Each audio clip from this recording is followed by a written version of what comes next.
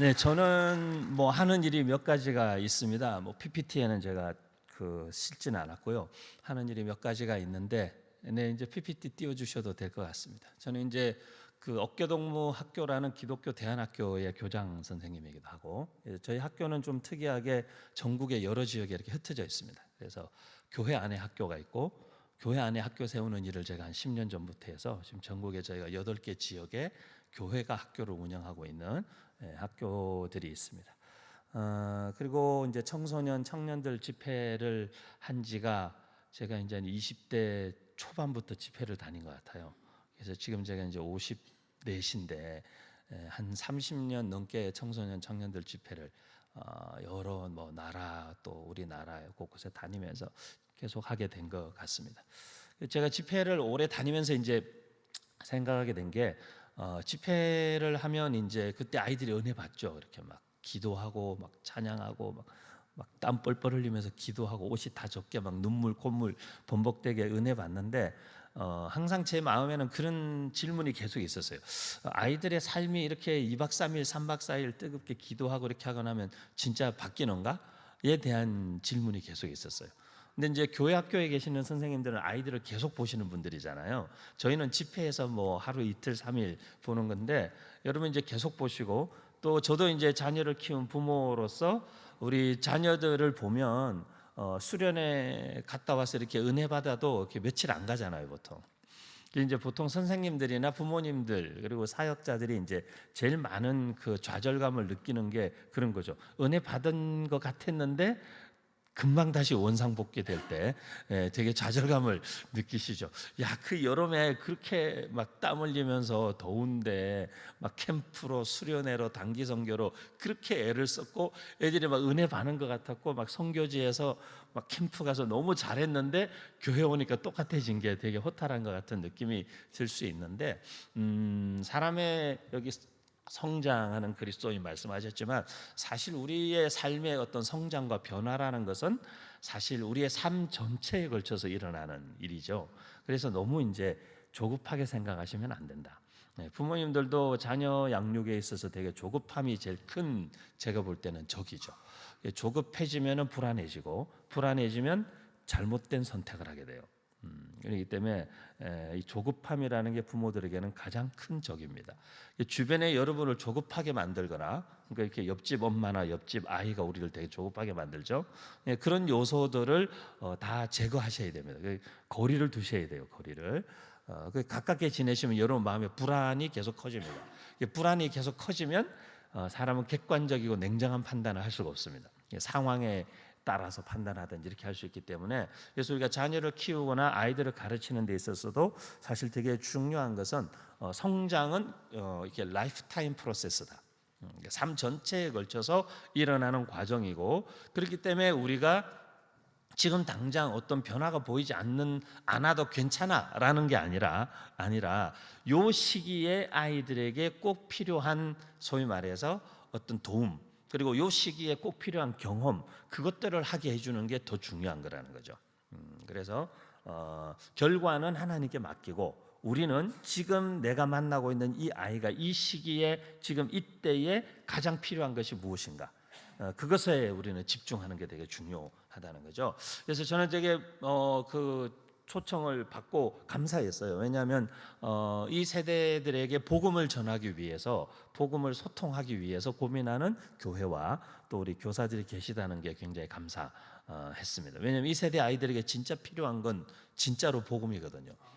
뭐 이 아이들에게 해줄 수 있는 게 많죠. 우리가 뭐 먹을 것도 줄 수 있고 다양한 놀이를 경험하게 해줄 수도 있고 있지만 사실 누군가의 삶의 근원적이고 본질적인 변화가 일어난다라는 것은 그거는 복음을 통해 예수 그리스도를 만날 때에만 일어날 수 있는 변화이기 때문에 사실 이 세대 아이들이 진짜 변화되고 성장하기를 원한다면 이 세대 아이들에게 복음을 전해야 하는 거죠. 말씀을 가르쳐야 되는 거죠. 그런데 이제 우리의 어려움은 뭐냐면 말씀을 가르치는 일이 저는 이제 이 다음 세대 사역 현장에 한 35년 가까이 있었기 때문에 그 변천사를 제가 이렇게 다 아는 거죠. 제가 이제 90년대 초반부터 사역을 했으니까 거의 뭐 30년 넘게 제가 다음 세대 사역 현장에 있었고, 다양한 다음 세대 뭐 세미나, 포럼, 뭐 이런 그런 목회 컨퍼런스 곳곳에서 강연을 하면서 늘 제가 뭐 이렇게 뭐 발제를 하거나 어떤 문제 제기를 하거나 이런 역할을 늘 부탁받아서 보면, 우리 한국 교회가 다음 세대가 위기다 이 얘기를 한 지는 한 30년 넘었어요. 이미 90년대 초반부터 한국 교회 다음 세대는 위기였어요. 근데 이제 우리가 30년 넘게 계속 위기다라고만 말하고 있는 거예요. 뭐 어떤 대책이 없어요. 근데 이제 90년대 중후반 들어가면서 한국 교회들이 좀 이렇게 규모가 큰 교회들이 막 등장하기 시작하고, 좀 한국 교회들이 재정적으로도 좀 여유들이 생기면서 이런 이제 막 방송, 영상, 음향 이런 장비들과 예배팀 막 이런 다양한 문화적인 요소들이 들어옴으로써 예배가 좀 더 풍성해졌다라고 표현할 수도 있겠지만, 또 한편으로는 그때 당시에 저는 이제 90년대에 신학을 했으니까 신학교를 다니고 다음 세대 사역들을 이렇게 하면서 제가 쭉 집회 다니고 하면서 보면은, 교회의 가장 큰 문제는 중고등부 예배 시간이나 이럴 때에 더 이상 말씀이 말씀대로 제대로 전해지지 않는 거예요. 그거는 사역자들의, 우리 같은 사역자들의 사실은 선입견 같은 게, 그때 당시는 많은 분들이 그 선입견에 사로잡혀 있는 거죠. 왜냐하면 아이들이 말씀 듣는 걸 싫어한다. 아이들이 설교 시간을 지루하게 생각한다. 아이들이 뭐 그 시간을 잘 못 견딘다. 그래서 시간을 짧게 하고 어쨌든 재밌게 하고 웃겨야 되고, 이렇게 하다 보니 자꾸 어떤 복음의 메시지를 정직하게 그리고 아주 원색적으로 전하기보다는 자꾸 이제 아이들을 졸지 않게 하려고. 여러분, 졸다가도 복음을 만나면 인생이 바뀌는데, 안 졸게 하려고 계속 웃기다 보면 계속 웃기만 하고 인생이 바뀌질 않아요. 그리고 우리가 자녀를 키워도 마찬가지 아닙니까? 듣기 싫어도 해야 되는 말이 있어요. 자녀들한테도 언제까지나 내 자식이 좋아하는 말만, 좋아하는 것만 하게 할 수가 없어요. 하기 싫어도 이건 해야 돼. 저희가 학교를 하면 마찬가지죠. 아이들이 공부 좋아하는 아이들 별로 없습니다. 하지만 공부를 해야만 하는 거죠, 얘들은. 그래서 이 아이들에게 공부를 왜 해야 되는지, 공부를 하는 게 왜 필요한지, 이런 것들을, 이유들을 아이들한테 설명해 줘야 되죠. 설명해 주고 그게 애들이 설득이 돼야 되죠. 그리고 최대한 즐겁게, 공부가 즐거운 경험이 될 수 있도록. 뭐 오늘 교육 뭐 관련된 특강 하는 날은 아니니까 제가 안 하겠습니다만은, 아이들이 공부를 즐겁게 그리고 왜 해야 되는지 알게 하고 공부하게 하면 합니다. 아이들이 하기 때문에. 근데 이제 그런 것들이 없이 우리는 그냥 아이들에게만 끌려가는 부모님들이나 교사나 교회 학교들이 많이 있다는 거죠. 그래서 절대 교회 학교가 이 땅에 존재하는 가장 본질적인 이유는 무엇일까라고 했을 때는, 이 아이들에게 예수 그리스도를 만나게 하고 예수 그리스도의 인격적 관계와 하나님의 말씀 안에서 성장하고 그 삶이 변화되고 성숙해지도록 하기 위해서 존재하는 거잖아요. 우리가 무슨 뭐 일반 공립학교도 아니고, 여기가 기독교 대안학교도 아니고, 이건 교회 학교인데, 교회 학교는 오로지 이 아이들에게 복음이 들어가고 예수 그리스도와의 관계성 안에서 성령께서 주시는 은혜와 말씀으로 하나님을 알아가고 성장해가고 삶이 변화되는, 그걸 위해서 우리가 존재하는 거니까 그 일에 한번 집중을 해보기를 원하고요. 오늘은 이제 소통을 통한 복음 전파니까 그거에 좀 포커스를 두고 말씀을 좀 같이 나누도록 하겠습니다. 그리고 이제 제가 보니까 제 뒤에 이제 우리 그 선교사님께서 그 어린이 전도협회 소속이신 걸 보니까, 여러분들에게 아이들에게 복음을 어떻게 전하는지 아주 구체적이고 실제적인 얘기를 아주 잘해 주실 것 같아요. 저는 이제 여러분에게 이 세대 아이들에 대한 이해, 그리고 이 세대 아이들과 소통함에 있어서 우리가 염두에 두어야 하는 것들, 이런 것들을 좀 오실 길을 예비하는 작업을 좀 제가 하는다, 그렇게 생각하시면 되겠어요. 그래서 자, 다음 세대를 이해하는 데 필요합니다. 지금 다음 세대 사역이 되게 어렵다, 맞습니다. 다음 세대 사역이 어려운 이유는 이런 이유들 때문입니다. 아날로그에서 디지털로, 이게 생각보다 큰 변화입니다. 엄청 큰 변화죠. 엄청 큰 변화이기 때문에 저는 이제 그 TV 드라마 같은 거 보면은 그 가끔씩 이제 마치 저의 옛날 어린 시절부터의 모든 시간이 다 담겨 있는 것 같은 그런 드라마들이 종종 있어요. 뭐 응답하라 시리즈라든지 이렇게 보면 막 삐삐를 사용하던 시절부터 시작해서 그 뭐 시티폰 같은 걸 공중전화 옆에 붙어가지고 막 이렇게 하던 것부터 시작해서 뭐 애니콜, 모토로라, 스타텍 뭐 이런 시대를 다 거쳐서 이제 이 스마트폰의 시대까지 오지 않았습니까? 근데 이제 이 스마트폰이라는 게 등장하면서 사실 그 온 변화는 단순히 이 스마트폰을 통해서 우리가 뭔가 많은 문제들을 일들을 해결한다 이런 정도의 개념이 아니에요. 이걸로 물건을 사고 이걸로 뭐 집도 사고 이걸로 차도 사고 차도 팔고 다 할 수 있다 그 정도가 아니라 패러다임에 엄청나게 큰 전환이 일어나는 거예요. 특히 교육에 있어서는. 그게 뭐냐면 자, 교육은 특히 우리 동양적 개념에서 교육은 기성세대와 지식이 많거나 경험이 많고 나이가 많은 세대가 어리거나 지식과 경험이 아직 없는 세대에게 무언가를 전수해 준다는 뜻이 우리 동양적 개념에서 이해하는 교육이라는 뜻이에요. 근데 이제 서양적 개념에서 education이라는 단어의 원래의 뜻은 누군가의 안에 있는 무엇을 끄집어낸다 그런 뜻이에요. 그러니까 이제 동양적인 개념에서 한국이나 중국, 이 아시아 문화권에서 교육은 주입하는 방식이고 서양은 그들 안에 있는 뭔가 잠재력과 가능성과 잘하는 것들과 좋은 점들을 이끌어내주는 교육의 처음부터 방향성 자체가 되게 달라요. 그래서 우리가 뭐 미국이니 뭐 이런 뭐 해외 조기 유학도 시키고 왜 저도 미국 유학 갔을 때 그런 생각했어요. 왜 우리는 그렇게밖에 배울 수 없었을까? 왜 우리 선생님들은 그렇게밖에 가르칠 수 없었지? 그런 것들. 왜 똑같은 선생님인데 이렇게 가르치는 게 다르지? 우리도 어려서부터 이런 방식으로 배웠으면 우리 안에 있는 어떤 창의력과 잠재력과 이런 것들이 되게 어려서부터 많이 개발이 되고 발휘가 됐을 텐데 우리는 왜 그렇게 막 얻어맞으면서 시험 보고 나면 막 메타작하면서 그렇게밖에 배우지 못했을까? 그리고 막 우겨넣듯이 막 무조건 달달달 외우고 외운 거 시험 치고 그 다음날 다 까먹고 막 이런 식으로밖에 우리는 교육을 받지 못했을까? 그게 너무 되게 속상하더라고요. 그래서 제가 미국 유학 가서부터 약간 이제 교육에 대한 생각을 좀 하고 앞으로 대안학교나 이런 학교를 좀 해야겠다라는 마음이 좀 들었던 것 같아요. 그래서 아이들에게 좀 다른 교육을 경험하게 해주고 싶다는 생각을 했던 것 같아요. 그런데 이 교육에 있어서의 큰 패러다임 전환은 뭐 주입식이냐 이끌어내주는 교육이냐 뭐 요즘에는 이제 이쪽으로 많이 왔어요. 그래도 우리나라도 이제 아이들 안에 있는 어떤 잠재력을 끌어내는 쪽으로 많이 왔는데 이게 무슨 이 다음 세대 교육의 어려움이 여기서 왜 작용하냐 하면 자 여러분 이런 겁니다. 전통적으로 이제 선생님들은 아이들이 생각할 때는 선생님은 이걸 알아야 돼. 목사님은 성경을 다 알아야 돼. 모르면 안 되는 거죠. 선생님이고 목사님인데 목사님 성경 가르치고 신학하신 분이니까 성경 다 알아야 되고 선생님 사회 선생님이면 사회 나보다 더 많이 알아야 돼. 그게 이제 보통 교육이 이루어지는 방식이었어요. 그런데 이제 아이들이 어느 순간 알기 시작한 거죠. 뭘 알기 시작했냐면 선생님도 목사님도 모르는 게 있구나. 그걸 알기 시작하고 그 다음 아이들이 이 세상에 가장 똑똑한 건 스마트폰이구나. 그걸 알기 시작한 거죠 이제. 그렇기 때문에 아이들이 일단 그 배움의 권위를 더 이상 어른들에게 두지 않는 거예요. 더 이상 어떤 타이틀을 갖고 있는 사람, 교사라고 해서 무조건 저분이 나보다 많이 알아 이런 개념 자체가 다 무너진 시대에 우리가 살고 있는 거예요.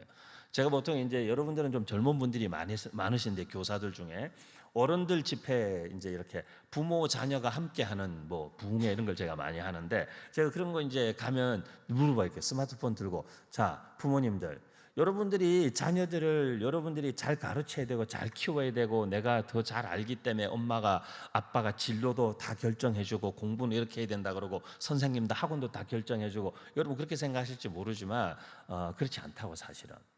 그래서 자 이 기계가 등장한 이후로 애들이 어른한테 질문을 많이 할까요? 어른이 아이들한테 질문을 많이 할까요? 예, 이 기계가 등장한 이후로 어른들이 애들한테 질문을 훨씬 많이 해요. 여기 이제 보니까 다 젊으신데 평균 연령 한 22살 젊으신데 보통 이제 평균 연령 한 이제 35세 정도 되는 교회에 가면 이게 뭐 제가 이렇게 물어보면 다 이제 그 다 공감하시죠. 그래서 뭐 물건 주문했는데 이게 주문이 됐는지도 모르겠고 이렇게 해놓으면 오는 건지도 모르겠고, 하여간 그러면 자꾸 물어보죠. 애들한테 이 제대로 된 거냐, 이렇게 하면 오냐, 언제 오냐, 이건 이제 애들한테 자꾸 물어봐야 돼요. 이게 뭐가 어떻게 한번 엉켰는데 이거 어떻게 해야 될지 모르겠으니까 자꾸 들고 가서 애들한테 물어보게 되고 해달라 그러고. 그러니까 물어보는 사람이 제자인 거예요. 물어보는 사람이 학생인 거예요. 물어보는 사람이 배우는 거고 가르치는 사람이 선생님이라면. 그러니까 전통적으로 그냥 나이 많고 경험 많고 지식이 많고 학벌이 있든지 하면 가르칠 수 있었다라는 개념이 다 이제 무너진 거예요. 그래서 아이들이 더 이상 엄마 아빠에게 물어보지 않고 네이버에 물어보고 유튜브에 검색하고 그렇게 해서 아이들이 문제를 스스로 혼자 해결해 나가는 거죠. 그래서 여러분, 우리 아이들이 생각보다 많은 걸 압니다. 대다수 부모님들의 큰 착각은 우리 애가 아무것도 모른다는 착각이죠. 네, 아이들은 생각보다 많은 걸 압니다. 많은 걸 알기 때문에 너무 걱정하지 않으셔도 돼요. 그리고 뭐 이게 등장한 이후로 아이들은 더 이상 무언가를 암기하거나 외우고 있으려고 하지 않습니다. 뭐가 궁금하면 금방 여기서 찾아서 보고 금방 또 잊어버리고 지우는 게 편한 애들이에요, 이 세대들은. 그래서 머리에 모든 걸 다 기억하고 있지 않아요. 왜? 이제는 모든 사람들의 기억과 모든 데이터가 저장되어 있고 항상 언제든지 꺼내볼 수 있는 수단이 내 손바닥 안에 있기 때문에 더 이상 이런 것들을 머리에 다 외우고 있으려고 하지 않는다는 거죠. 우리가 가끔씩 자기 전화번호도 기억 안 나듯이 더 이상 이제 외우지 않습니다. 남편, 아들 전화번호 외우고 있는 부모님 많지 않습니다, 의외로. 왜냐하면 번호를 외우는 게 아니라 여기서 검색해서 눌렀기 때문에. 그래서 저도 저희 아들 전화번호 외우는데 꽤 오래 걸렸습니다. 그냥 아들 이렇게 검색해서 누르다 보니 중간 번호가 뭐였지? 끝 번호는 저랑 똑같은 걸 해놨는데 중간 번호 네 자리가 기억 안 나는 거예요. 그럴 수 있습니다. 그래서 시대가 바뀌었습니다. 그래서 이제 교육자 중심에서 학습자 중심으로 교육과 모든 것의 중심축이 옮겨간 거죠. 그래서 그렇게 지금 학교에서도 그렇게 배우고 있는 아이들을 교회 학교에서는 여전히 어른 중심, 교사 중심으로 교육하고 있기 때문에 어쩌면 아이들하고 소통이 안 되거나 교육이 제대로 일어나지 않는 것일 수 있어요. 그래서 교회 학교 교육에도 앞으로는 예를 들면 학교에서 하는 플립 러닝이라든지 미리 어떤 교육의 교재와 봐야 하는 어떤 성경 공부 내용들의 동영상 강의나 이런 것들을 미리 다 제공해 주고 아이들이 미리 다 한 번씩 보게 하고 보고 온 것들을 토대로 모여서는 자기들의 생각들을 이야기하게 하고 토론하게 하고 거기서 어떤 더 나은 결론들을 찾아가고 하는 방식으로 주일학교 교육도 바뀌어야 될지 몰라요. 아니, 바뀌어야 돼요. 바뀌어야 돼요. 그래서 학습자 중심으로 어떻게 교육할 것인가를 주일학교에서도 고민 많이 해야 된다는 거죠. 그래서 지금 세대를 리버스 멘토링이라는 단어가 나온 지는 벌써 거의 한 20년 됐어요. 리버스 멘토링이라는 단어는 예를 들면 이런 거죠. 기업에도 보통 우리는 이제 신입 사원부터 이렇게 뭐 대리, 뭐 과장, 뭐 이렇게 직급을 따라서 뭐 이렇게 임원들까지 있잖아요, 대표까지. 그러면 우리나라는 직급으로 따져도 동양적 사고에서는 윗사람이 무조건 뭐든지 다 더 잘 알아. 이 사람이 모든 걸 더 잘 알고 그래서 이 사람이 다 결정해. 근데 이런 개념 자체가 다 무너진 시대라는 거죠, 지금은. 그래서 기업의 고위직 임원들이 방금 들어온 지 얼마 되지 않는 신입 사원들한테 가서 생각을 물어보고 회사 어떤 프로젝트에 대한 의견들을 물어보고 그래서 전혀 어쩌면 참신한 그리고 심지어 어떤 기업에서는 어떤 프로젝트를 논의할 때 그 회사 그 프로젝트하고 전혀 문외한의 사람을 한 명씩 데려다 놓는데요. 제가 주로 그런 역할을 많이 하는데 교계에서는 뭐 이렇게 하면은 저는 안 걸쳐 있는 영역은 없는데 제가 하는 영역은 딱 뭐 이런 교육과 몇몇 영역이 있어요. 저는 교육, 그다음에 이제 교회 개척, 그리고 이제 창업 이 세 영역에 제가 하는 영역인데 뭐 선교와 여러 이런 전략 모임 회의에 제가 종종 초대받아서 가요. 가면 제가 하는 역할은 뭐냐면 그분들이 전혀 생각하고 있지 않은 점을 이야기하는 거죠. 그래서 맨날 그렇게 얘기해요. 사실 제가 잘 몰라서 그러는데 그걸 왜 꼭 그런 식으로 해야 되죠? 이렇게 이제 물어보는 거죠. 그럼 이분들이 그렇게 생각해 본 적이 한 번도 없는 거예요. 왜? 우리는 항상 익숙한 방식이라는 게 있기 때문에. 근데 이제 리버스 멘토링은 그런 측면이죠. 그래서 여기는 문화적인 게 작용해요. 우리가 다음 세대 또는 신입 사원 나보다 30, 40년 어린 친구들에게도 배울 게 있다라는 것을 문화적으로 어른 세대가 인정하기 시작해야 되는 때라는 거죠. 그래서 교육이라는 것이 절대 일방적인 것이 아니다라는 걸 좀 생각하실 필요가 있고요. 이런 세대. 그래서 지금은 이제 한 2010년 이후 세대들은 더 이상 세대 규정을 하지 않습니다.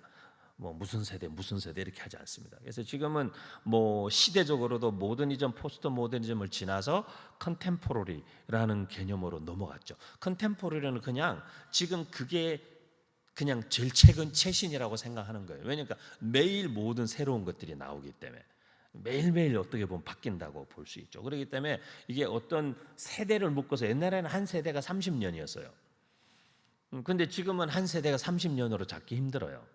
잡기 힘들고 MZ들만 봐도 80년대 초중반부터 90년대 중후반까지 한 10년 정도 세대가 밀레니얼 세대라고 했다면 G세대는 90년대 이제 20세기 마지막 세대들이죠. 알파벳의 끝글자니까 G가. 그래서 마지막 세대들이고 그래서 2000년 초반기까지를 우리가 보통 MZ라고 하는데 MZ도 폭이 되게 넓어요. 한 30년, 40년 정도 되죠. 근데 이제 여기 계신 여러분들이 사실은 이미 MZ 세대죠. 이미 MZ 세대고 여러분들이 가르쳐야 되는 아이들은 사실상 MZ들이 아니에요. 여러분들이 지금 가르치고 있는 아이들은 사실은 알파 세대에 속하는 아이들입니다. 세대 구분으로 따지자면. 근데 이 MZ들의 특징은 제가 뭐 굳이 설명 안 해도 될 것 같아요. 여기 계신 여러분들이니까 설명해도 될 것 같고. 근데 이제 여기에서 설명을 조금 해야 되는 부분은 그 지금 교사 그룹들 안에 MZ에 해당되는 이제 20, 30대 그룹과 그 위 4, 50대, 60대 그룹들이 섞여 있기 때문에 거기에서 오는 또 갈등이 있어요. 그래서 여기도 그런데 제가 이제 요즘에 어쨌든 근래 들어서 많이 하는 강의들은 10대부터 교회 전체 모든 리더들이 다 모여 계시더라고요. 가니까 청소년부 임원들, 청년부 임원들, 그 다음에 뭡니까 여성교회 회장님들, 뭐 교회 각 부서장들 다 모여서 리더십과 리더십의 뭐 전수, 관계성 이런 강의를 많이 부탁하시더라고요. 요즘에. 그러니까 이 안에도 세대 간극이 너무 큰 거죠. 일하는 방식과 이런 것들이. 그래서 우리 MZ들은 이런 5가지 정도 특징이 있어요. 디지털 네이티브, 개인주의 성향, 상호 존중, 가치 의미 지향, 그 다음에 이제 다양성 존중. 이런 요소들이 좀 두드러진다. 여러분 이제 개인주의 성향이라는 것은 뭐 이기적이다라는 거하고는 좀 다릅니다. 물론 이전 세대들이 보실 때는 되게 이기적으로 보이실 수 있어요. 자기 것만 챙기는 것 같고 자기가 제일 중요하고 맞아요. 이 세대에게 제일 중요한 건 자기예요. 누구도 중요하지 않습니다. 자기가 제일 중요합니다. 자기가 제일 중요하고 그렇기 때문에 이제 어른 세대들이 늘 다른 사람을 생각하고 다른 사람 배려하고 이게 우선이었던 사람들 입장에서 문화에서 볼 때는 되게 이기적으로 보일 수 있죠. 하지만 저는 이제 조금 더 긴 안목에서 보면 우리 한국 사회는 너무 체면 문화가 강하고 그리고 다른 사람들을 의식하고 눈치 보고 배려해주고 욕 안 먹으려고 그러고 어디 가나 다 칭찬만 받으려고 하다가 공황장애 오거나 스트레스 받는 사회가 우리 한국 같아요. 좀 할 말도 하고 살아야 되고 저는 싫어요. 저는 그거 좋아하지 않아요. 근데 그냥 우리는 밥상 차려놓으면 뭐든지 다 먹어야 되는 운명을 갖고 우리는 살았거든요.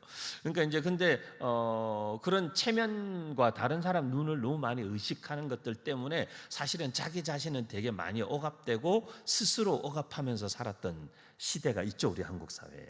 조금 자기 자신을 더 표현하고만 했어도 우리가 정서적으로 훨씬 더 건강해질 수 있었을 텐데 표현되지 못한 어떤 그 감정들 그리고 이렇게 하지 못한 말들이 우리 가슴속에 너무 많은 거예요. 우리 부모님 세대들은.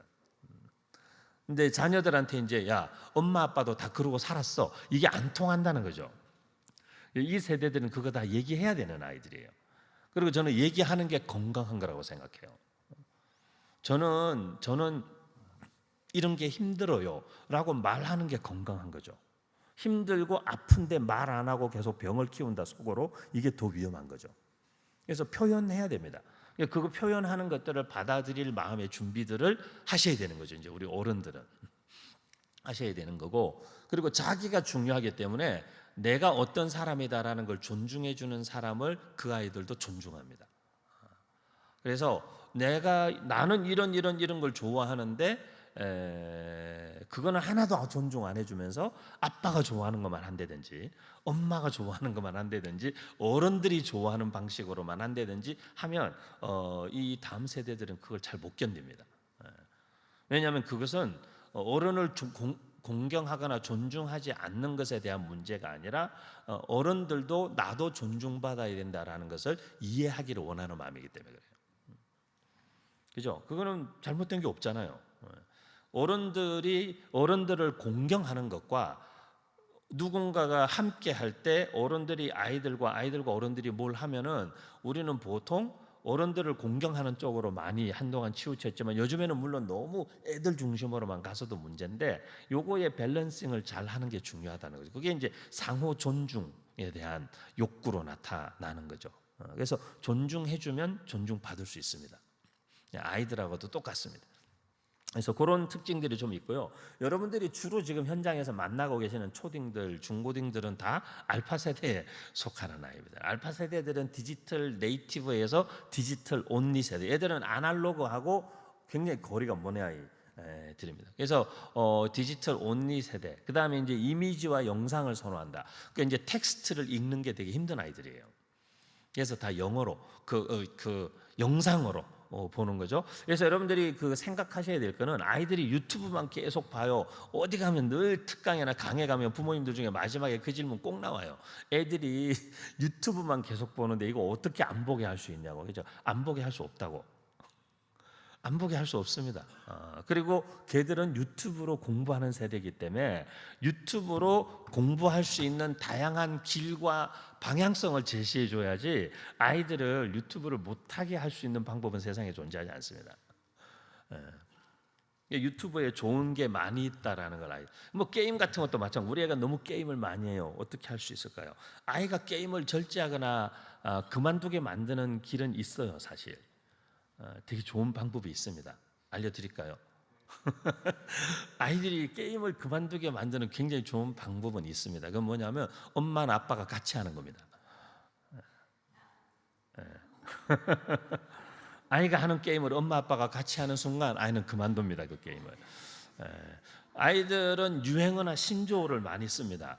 유행어나 신조어, 줄임말 이런 걸 많이 쓰죠. 근데 애들이 그런 말을 언제 안 쓰는 줄 아세요? 어른들이 흉내내기 시작하면 안 씁니다. 그래서 게임도 똑같아요. 저희 학교는 게임을 다 같이 합니다. 아이들이 막 카트라이드에 미쳐 있다. 그러면은 저희 모든 학교 전도사님, 전 선생님들이 다 카트라이드 합니다. 그래서 심지어 학교 수업이 다 끝나면 다 모여서 카트라이드 거국적으로 한판 하고 다 집에 갑니다. 어떤 날은 애들이 저한테 와서 일러 바쳐요. 목사님 어제 밤 11시인가 12시에 전도사님이 카트라이드 들어왔다고 막 이러면서 근데 이제 애들이 뭘 하고 있다가 전도사님이나 목사님이 쑥 들어오면 애들이 나갑니다. 애들이 나가고 저희 아들이 게임을 몇 개 하지 않았는데 지 스스로 절제가 안 될 만한 초등 고학년이나 중학생 정도 때까지는 제가 게임을 같이 했어요. 아들이 하는 게임 두세 가지 있으면 그 두세 가지 게임을 같이 했어요. 근데 저랑 하면은 같이 이제 나중에는 익숙해져 가지고 뭐 아빠 배그 한 판 할까요? 그러면 이제 둘이 해가지고 한 30분 하는 겁니다. 그래서 한 판 뛰고 그리고 이제 끝. 그리고 이제 제가 들어가면 아들이 있으면은 아들 언제부터 했어? 이제 이렇게 되니까 아들이 이제 제가 들어오면 빨리 도망가죠. 빨리 도망가고 그래서 같이 하면 돼요. 같이 하면 사실. 근데 어쨌든 이 세대 아이들은 그 유튜브라는 것이 이 아이들한테는 저희들 세대의 네이버 같은 거예요. 그래서 여러분 이렇게 컴퓨터 요즘에는 이제 검색 그 창 자체가 없어졌잖아요. 지금 그래도 구글이라도 띄우지만 구글이라도 쓰면 이제 한 3, 40대 정도 되는 건데 그 첫 화면이 뭐냐가 중요하잖아요. 요즘에는 뭐 인터넷 익스플로러 이런 거 안 쓴 지 오래됐잖아요, 우리가. 구글 크롬 같은 거 쓰더라도 첫 페이지에 다음 이런 게 뜨면 여러분 보통 50대 이상이라는 걸 인정하는 거죠. 그다음에 이제 뭐 다음 언제 본지 기억도 안 나는데 뭐 네이버 이 정도 뜨면 이제 한 40대 제가 볼 때는 40대 정도 되죠. 구글 검색 정도, 구글 창이 항상 떠 있다 이러면 이제 한 20, 30대 정도 봐줄 수 있죠. 아이들은 그냥 항상 유튜브입니다, 그냥. 구글 검색도 하지 않습니다. 아이들은 보통 그냥 바로 유튜브. 아이들이 구글 검색할 때는 학교 숙제할 때밖에 없습니다. 개인적으로 궁금한 건 구글에 물어보지 않습니다. 유튜브에 다 있습니다. 유튜브에 모든 게 다 있습니다. 그렇기 때문에 애들은 유튜브. 왜냐하면 얘네들은 책을 읽거나 설명서를 읽지 않습니다. 그죠? 여러분도 물건 사서 설명서 안 보고 만들잖아요.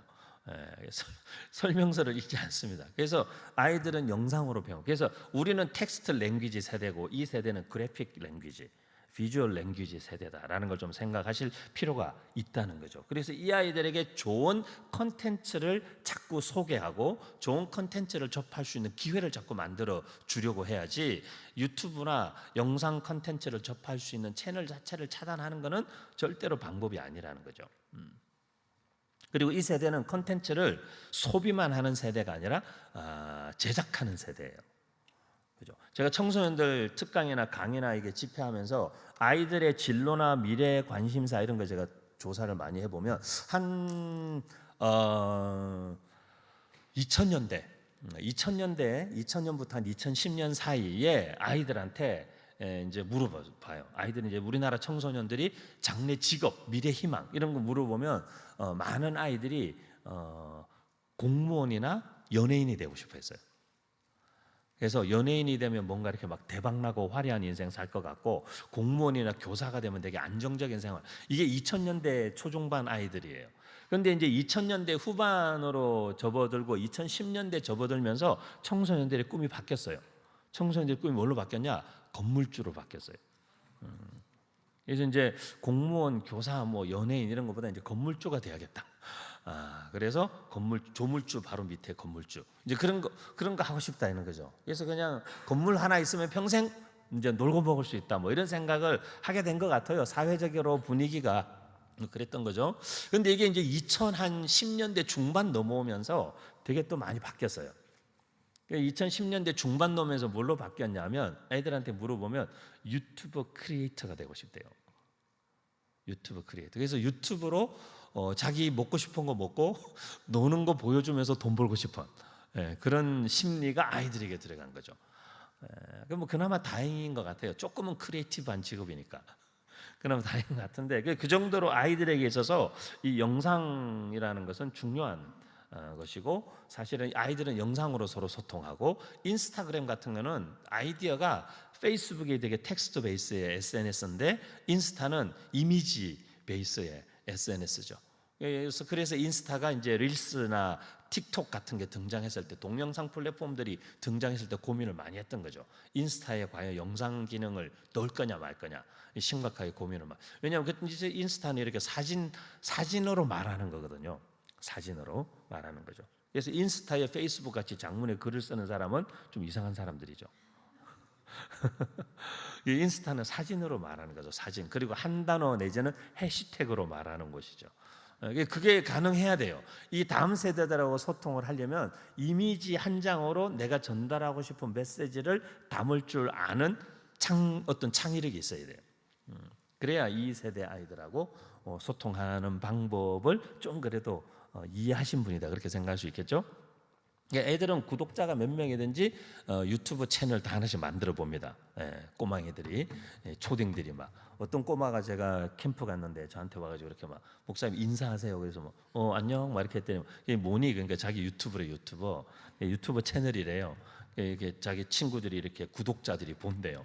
그래서 제가 이렇게 줘봐. 그래가지고 봤더니 구독자 5명 막 이렇게. 근데 자기 친구들밖에 안 보지만 거기다가 뭘 이렇게 올려놓는 걸 애들이 한때 재미있어 했죠. 근데 이제 메타버스나 AI 같은 게 요런 특징들이 정리된 게 한 10여 년 벌써 됐는데요. 이게 이제 지금은 조금 현실이 돼가고 있죠. 그동안에 이제 메타버스도 많이 이제 진보했고, 코로나 기간 동안에 메타버스가 난리 쳤는데 사실은 그때는 좀 시기상조였고, 지금도 아직까지 계속 진화하는 중이고, 제가 볼 때는 메타버스는 뭐 한 4, 5년 더 걸릴 것 같아요. 근데 이제 인공지능 같은 경우는 이제 너무 속도가 빠르죠. 인공지능은 진짜 속도가 너무 빠릅니다. 너무 빨라서 따라가기 힘들 정도죠.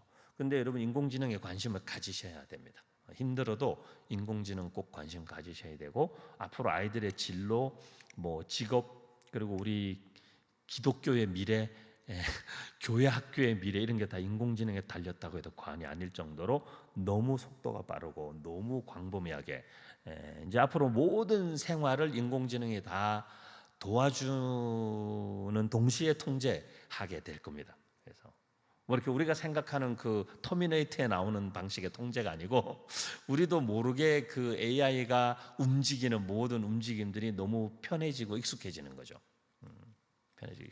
저는 이제 항상 일정을 많이 잡다 보니까 그 페이스북 메시지나 제 전화번호를 보통 모르시는 분들이 많이 계시니까 페이스북 메시지나 이렇게 SNS를 통해서 연락을 주시거나 누구한테 물어봐서 제 연락처를 받아서 전화 주시는 분들이 계세요. 그런데 이제 전화 통화로 스케줄을 잡고 제가 이동 중이거나 바쁘 미팅 중에 잠깐 전화 받았을 때 즉시로 스케줄 입력 안 하면 자꾸 까먹는 거예요. 그래서 제가 한두 번 스케줄 입력 안 했다가 큰일 날 뻔한 적도 있었는데 다행히 막 집회가 지방이 아니고 서울이어가지고 막 후다닥 뛰어나간 적도 있었는데 그럴 수 있거든요. 근데 제가 이제 이 SK텔레콤의 A-라는 애가 등장하지 않았습니까? 그래서 제가 A-덕택에 너무 좋은 거예요. 왜 A-라는 인공지능 비서가 SK텔레콤에 있는데 제게 걸려오는 모든 전화를 A-를 통해서 받아요.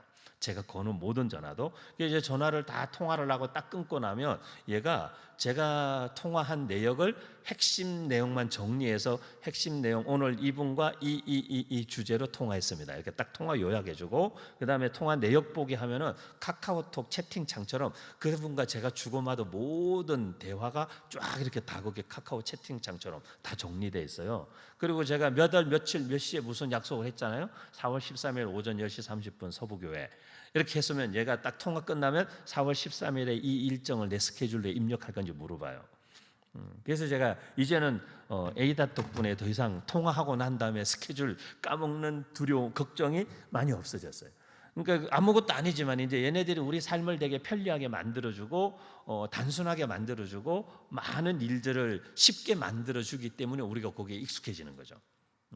근데 이제 그런 것들, 그러니까 저희 세대만 해도 아니 저가 아니라 여기 계신 여기 20대들만 해도 이 기계에다가 말을 한다는 게 별로 익숙하지 않잖아요. 그런데 10대들은 기계에게 말하는 게 되게 익숙합니다. 마치 지금 20대 되는 여러분들은 아마 어릴 때 그런 거 많이 하셨어요.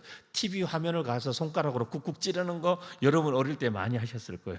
왜냐하면 다른 기계는 되는데 TV만 이게 터치가 안 된다는 게 뭐든지 화면은 다 터치가 된다라고 생각하셨을 거예요. 지금 20대 여러분들이 어릴 때는. 근데 지금 10대들은 모든 기계가 말을 알아들을 수 있다고 생각해요. 그래서 뭐 시리야, 헤이 카카오, 막 이렇게 누구야 이렇게 부르는 거에 말로 기계에게 말하는 게 되게 익숙한 세대예요. 저도 시리라는 굉장히 유능한 애가 이 안에 들어있지만 한 번도 불러본 적 없어요. 너무 어색해. 시리야 부르는 것 자체가 어색해 저는. 근데 저희 아들만 해도 뭐 헤이 카카오, 뭐 시리, 뭐 누구 모든 인공지능 기능이 들어가 있는 모든 기계는 다 말귀를 알아듣는다. 다 말로 하는 거죠. 말로. 걔들한테 말로. 몇 시야? 오늘 날씨 어때? 다 물어봐요. 헤이 카카오를 저희 학교 아이들한테 어느 회사에서 다 하나씩 기증해 줬어요. 헤이 카카오 집에다가 방에다 갖다 놓고는 그날부터 계속 걔랑 얘기하는 거예요. 그래서 뭐 날씨가 어때? 뭐 내일 몇 시에 알람 맞춰줘? 뭐 이런 거. 아침에 딱 일어나면 오늘 날씨 어때? 오늘 미세먼지 어떠니? 뭐 이런 거 다 물어보는 거예요 걔한테. 그럼 걔가 계속 얘기해줘요. 아침에 알람 맞춰주고 잘 때만 헤이 카카오 김광석 틀어줘. 뭐 이러고 자고. 근데 또 노래는 김광석을 좋아해 또. 그런 시대에 이 아이들은 살고 있죠. 그래서 이 세대들하고는 교회, 그래서 저는 교회 학교에 대해서 제가 조금 교단 관련된 모임에 가면 그런 얘기하죠. 이거는 한 교회가 할 수 있는 일은 아니고 얼마 전에 히즈쇼 대표님이 저희 사무실에 왔다 갔는데 그나마 히즈쇼라도 있어서 얼마나 다행인지. 이런 영상 기독교 좋은 영상 콘텐츠들을 만드는 사실 회사들이 지금보다 더 많아져야 되는데 이게 시장성이 없으니까 수익이 별로 되질 않는 시장이고 투자는 많이 해야 되다 보니까 콘텐츠가 너무 없어요. 그래서 저희가 이제 하는 일 중에 넥스트엠이라고 해서 그 크리에이터 양성하는 과정에서 벌써 한 12기까지 해서 한 기수당 20명, 30명씩 해가지고 벌써 한 200여 명 넘는 이 영상 크리에이터들을 교육했어요. 전도사님들과 청년들을 대상으로 해서. 그래서 여러분들을 무료로 다 교육해줘요. 업계 최고 전문가들 데려다가. 그렇게 하는 이유는 그렇게 해서 여러분들이 좀 복음적이고 건전하고 다음 세대들이 보면 도움이 될 만한 영상들을 최대한 많이 만들어서 유튜브에 계속 올려달라. 그거밖에 우리는 바라는 거 없다. 그래서 무료로 업계 최고 전문가들을 데려다가 영상 크리에이터의 길을 다 가르쳐주는 저희가 크리에이터 학교를 벌써 기수가 벌써 한 13기 정도까지 했죠. 그래서 지금은 컨텐츠를 많이 생산해야 되는 때입니다. 그래서 교회 학교도 이제 이런 컨텐츠들을 좀 많이 고민해야 되고, 그런 컨텐츠들을 교회 학교들이 많이 사용하고 구매해 주셔야 더 많은 또 이제 컨텐츠들이 나오겠죠. 이게 굉장히 중요한 문제라고 볼 수가 있습니다. 자, 다음 세대와 이제 그러면 이런 아이들과 어떻게 우리가 이제 소통할 것인가? 이 아이들하고의 모든 뭐 전도를 하든 성경 공부를 하든 뭐든 하든 제일 핵심적인 내용은 마음을 얻느냐 못 얻느냐 이 차이입니다. 그래서 아이들의 마음을 한번 얻으면 아이들은 생각보다 되게 의리가 좋습니다. 아이들은 한번 그 선생님이나 전도사님이나 목사님을 믿을 수 있는 어떤 계기가 있으면 아이들은 끝까지 믿어줍니다. 그리고 아이들은 끝까지 따라옵니다. 신뢰하고 따라옵니다. 그런데 이제 요 한 번을 못하는 게 대다수 어려움인 거죠. 그래서 저는 이제 선생님들께도 자주 그런 실제적인 얘기를 많이 하는데, 그냥 학기 초가 되면 선생님이 바뀌거나 이럴 수 있는데 학년이 올라가거나 아이들이 교회도 학교 학년제로 되어 있는 데는 바뀌면 선생님들 보고 그냥 아이들한테 처음 만남을 될 수 있으면 교회 학교 같은 데서 하지 말고, 아니면 그 전 토요일 날이나 이렇게 해서 집에 불러가지고 떡볶이, 라면 이런 거 해줘도 됩니다. 라볶이 해줘도 됩니다. 그런데 아이들에게 뭔가 이렇게 아이들의 마음을 열고 마음을 얻고 아이들하고 친밀함이라는 것이 없는 상태에서 교육을 한다는 것은 불가능한 일입니다. 그래서 나중에 뭐 뒤에 나올 테니까 더 길게는 설명 안 드리겠는데, 불통, 안 통한다는 얘기죠. 불통은 고통을 낳고, 그렇습니다. 소통은 형통을 낳는다. 뭐 그런 이상한 말 누가 했던데 틀린 말은 아니죠. 우리가 불통의 원인은 이 분조장, 애들 말하는 분노 조절 장애. 이게 조금 인내하다가 갑자기 버럭하는 거. 차라리 인내 안 하는 게 나아요. 차라리 안 참아주는 게 낫습니다. 그런데 이제 2번, 3번 참아주다가 갑자기 버럭하는 게 아이들한테는 엄청 큰 왜 이래 막 이런 느낌이죠. 아이들은. 그렇기 때문에 이게 되게 중요합니다. 그래서 분노나 어떤 이런 뭐 이런 거는 아이들한테 도움이 되지 않습니다. 관계에. 자, 분노를 우리가 이렇게 막 부글부글 끓어오르죠. 막 애들 보면 전들 왜 사역하면서 자식 키우면서 이런 경우가 없겠어요? 많죠. 말도 되지 않는 일이 많습니다. 요즘에 특히 더 많습니다. 요즘 청년들은, 제가 청년 사회가 지 30년 가까이 돼가는데 예전 청년들보다 훨씬 더 심각합니다. 주변 상황 파악이 잘 안 돼요. 자기에게 되게 몰입돼 있고 주변 사람들의 감정, 상황 이런 것들에 대한 파악이 잘 안 되고 그 어떻게 적절하게 대응하고 이런 것들을 잘 안 되는 아이들이 예전보다 훨씬 많아졌어요. 그래서 이제 보면은 이제 쟤 뭐야 막 이런 생각이 들게 만드는. 제가 이제 창업센터를 하고 있는데 저희 창업센터에 청년들이 있는데 이제 어제 한 친구가 왔어요. 저희 창업센터 들어오고 싶다. 와서 이렇게 이제 가입하는 신청서 쓰고 갔는데 딱 벌써 다른 한 친구가 딱 긴장하는 거예요. 그러니까 자기가 딱 봐도 어떨지 약간 예측이 된다는 거예요. 저 친구 어떨지. 저 친구하고 한 방에 이렇게 개인 창업자들 한 방에 이렇게 큰 방에 여러 책상에 같이 있는데 자기 책상에 있지만 여러 명이 같이 쓰니까 약간 분위기가 이렇게 경직될 수도 있을 것 같다. 이런 걱정을 자기들 또래끼리도 벌써 해요. 그런 것들을 많이 자기들 안에서도 경험을 해보기 때문이죠. 근데 이제 그런 상황에서 우리가 이제 이걸 조절하고 참아야 되는 이유는 그 첫 번째는 친밀함을 깨트리지 않아야 되기 때문에 그래요. 제가 이제 아들이 하나 있습니다. 근데 저희 아들이 이제 대학생인데 저희 아들을 이렇게 키우면서 제가 제 기억에 아들에게 이렇게 막 대노하거나 이런 적은 한 번도 없고요. 그래도 이렇게 욱 하는 게 올라오는 걸 제가 이렇게 누르지 못하고 참지 못했던 적이 2번 정도 있는 것 같아요. 근데 저희 아들은 3번이래요. 저는 2번으로 기억하는데 저희 아들은 3번, 아니 아빠 3번이래요. 3번. 근데 어쨌든 제가 아들 하나를 키우면서 2번, 3번 정도만 아이가 이제 아빠가 화가 났구나, 이거를 그래도 느꼈다는 거는 그래도 나름 잘한 거 아닙니까? 나름 선방한 건데 한 번도 화를 안 내기는 진짜 힘들더라고요. 근데 제가 뭐 화를 낸다라는 게 이렇게 막 분노를 폭발하거나 그런 경우는 없죠. 아이한테 한 번도 그런 경우는 없습니다. 근데 이제 제가 그렇게 제가 생각할 때 제가 그렇게 성격이 좋은 사람이 아니에요.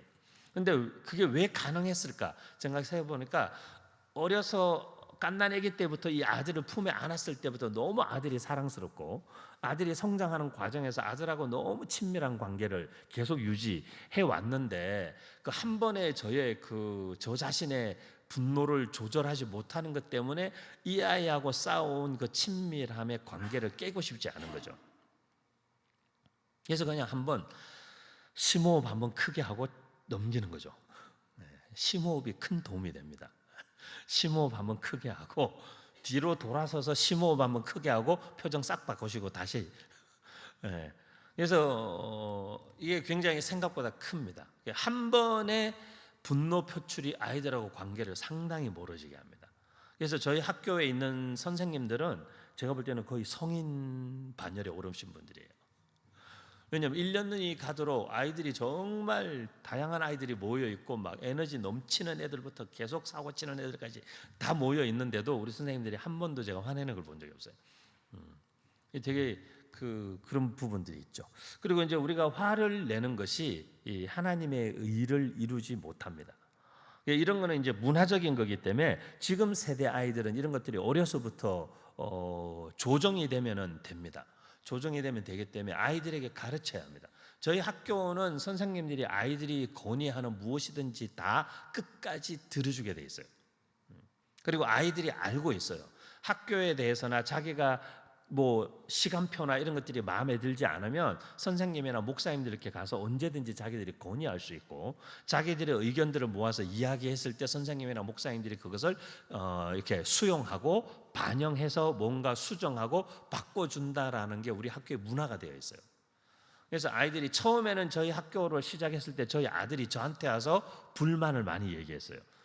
그러니까 이제 아빠가 교장 선생님이니까 저한테 와서 이제 뭐 학교에 나 선생님에 대해서 약간 뭔가 이렇게 투덜투덜 하는 거죠. 그럼 제가 저희 아들을 앉혀놓고 그래서 아들, 아빠가 학교 교장 선생님이야.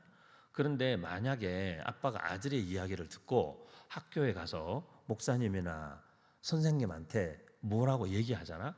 그러면 그 선생님이나 목사님들이 아빠 얘기를 들으실 거야.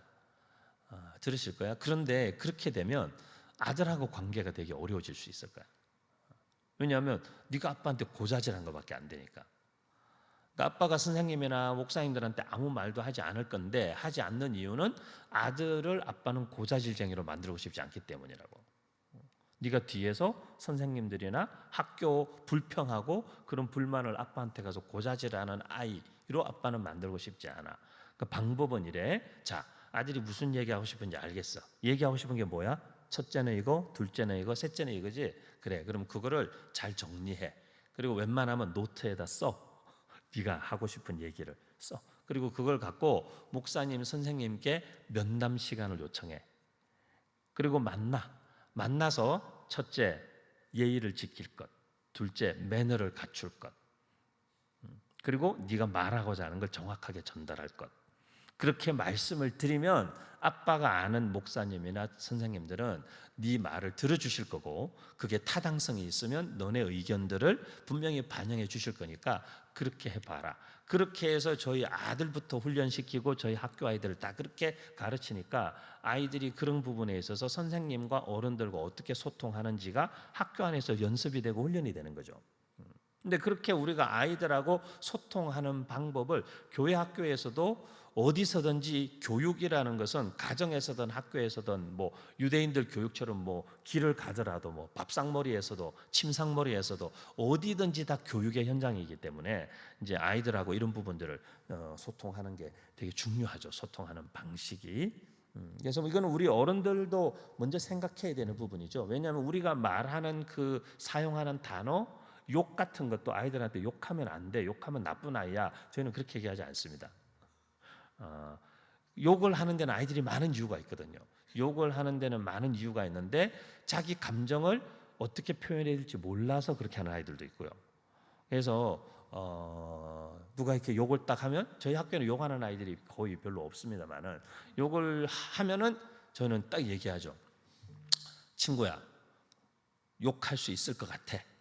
속상하지, 기분 나쁘지, 화가 나서 그렇지. 근데 그거를 표현하는 다른 방법이 있지 않을까? 예를 들어서 네가 지금 화가 났어. 그러면 선생님 저 지금 약간 화가 나려고 해요. 그렇게 얘기해. 선생님 저 친구가 저렇게 행동하는 게 마음에 들지 않아요. 그렇게 이야기해.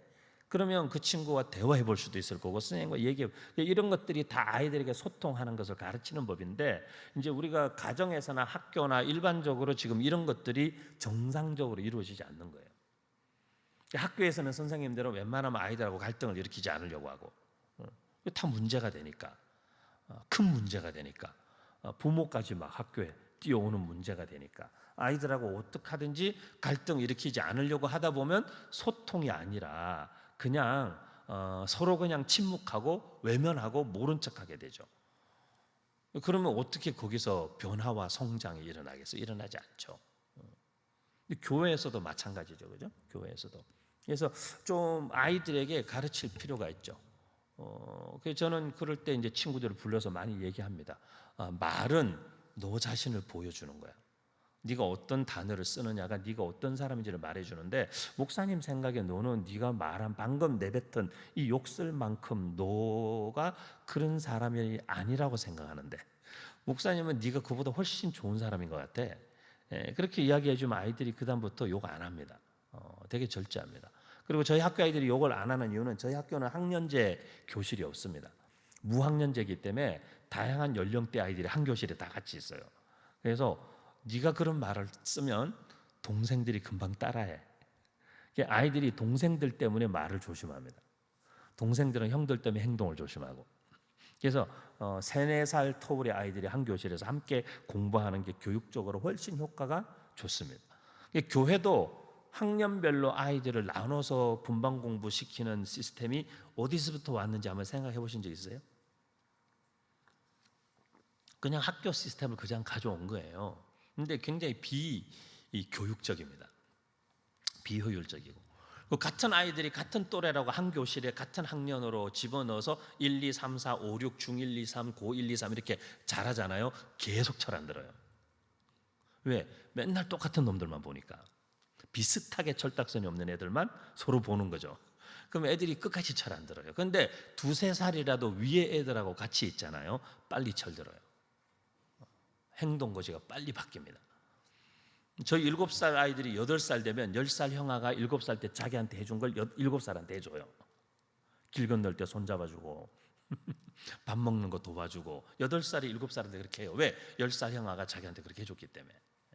30분 동안 돌아다니면서 밥 먹는 애도 저희 학교 오면 한 달 만에 고쳐요. 형들이 붙어서 고쳐주거든요. 한 숟가락 먹고 가서 딴짓하고, 한 숟가락 딴짓하고 이러고 와서 7살짜리가.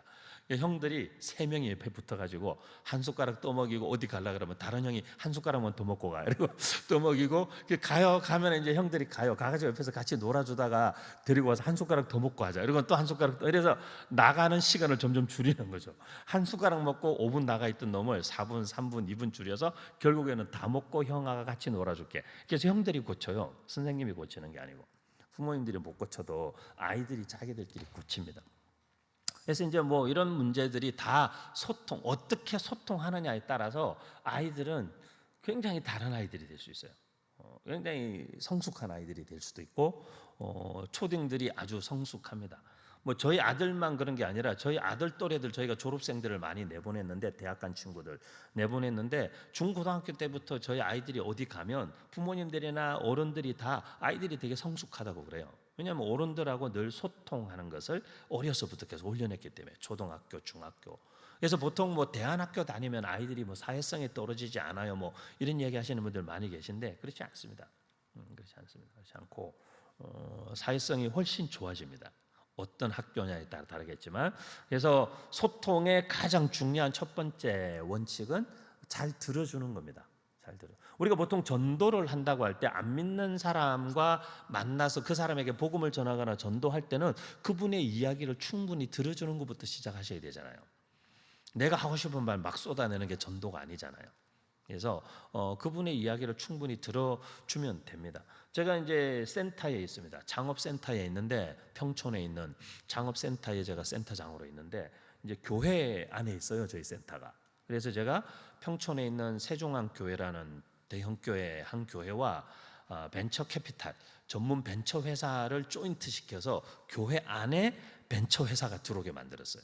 그래서 교회 안에서 전문 벤처 캐피탈이 청년 창업과 투자까지 다 할 수 있는 센터를 하나 교회 안에다가 만든 거예요. 그래서 그 교회가 교회 교육관의 한 층을 한 10억 원 들여서 리모델링해서 저희한테 그냥 무상으로 줬어요. 그래서 그 공간은 교회는 일체 쓸 수가 없어요. 주일날도 못 쓰고 저희 벤처 회사 사무실이 됐어요. 교회 비전 센터의 한 층이, 꼭대기 층이. 전망도 아주 좋고 그 교회에서 제일 뷰가 좋은 곳이에요.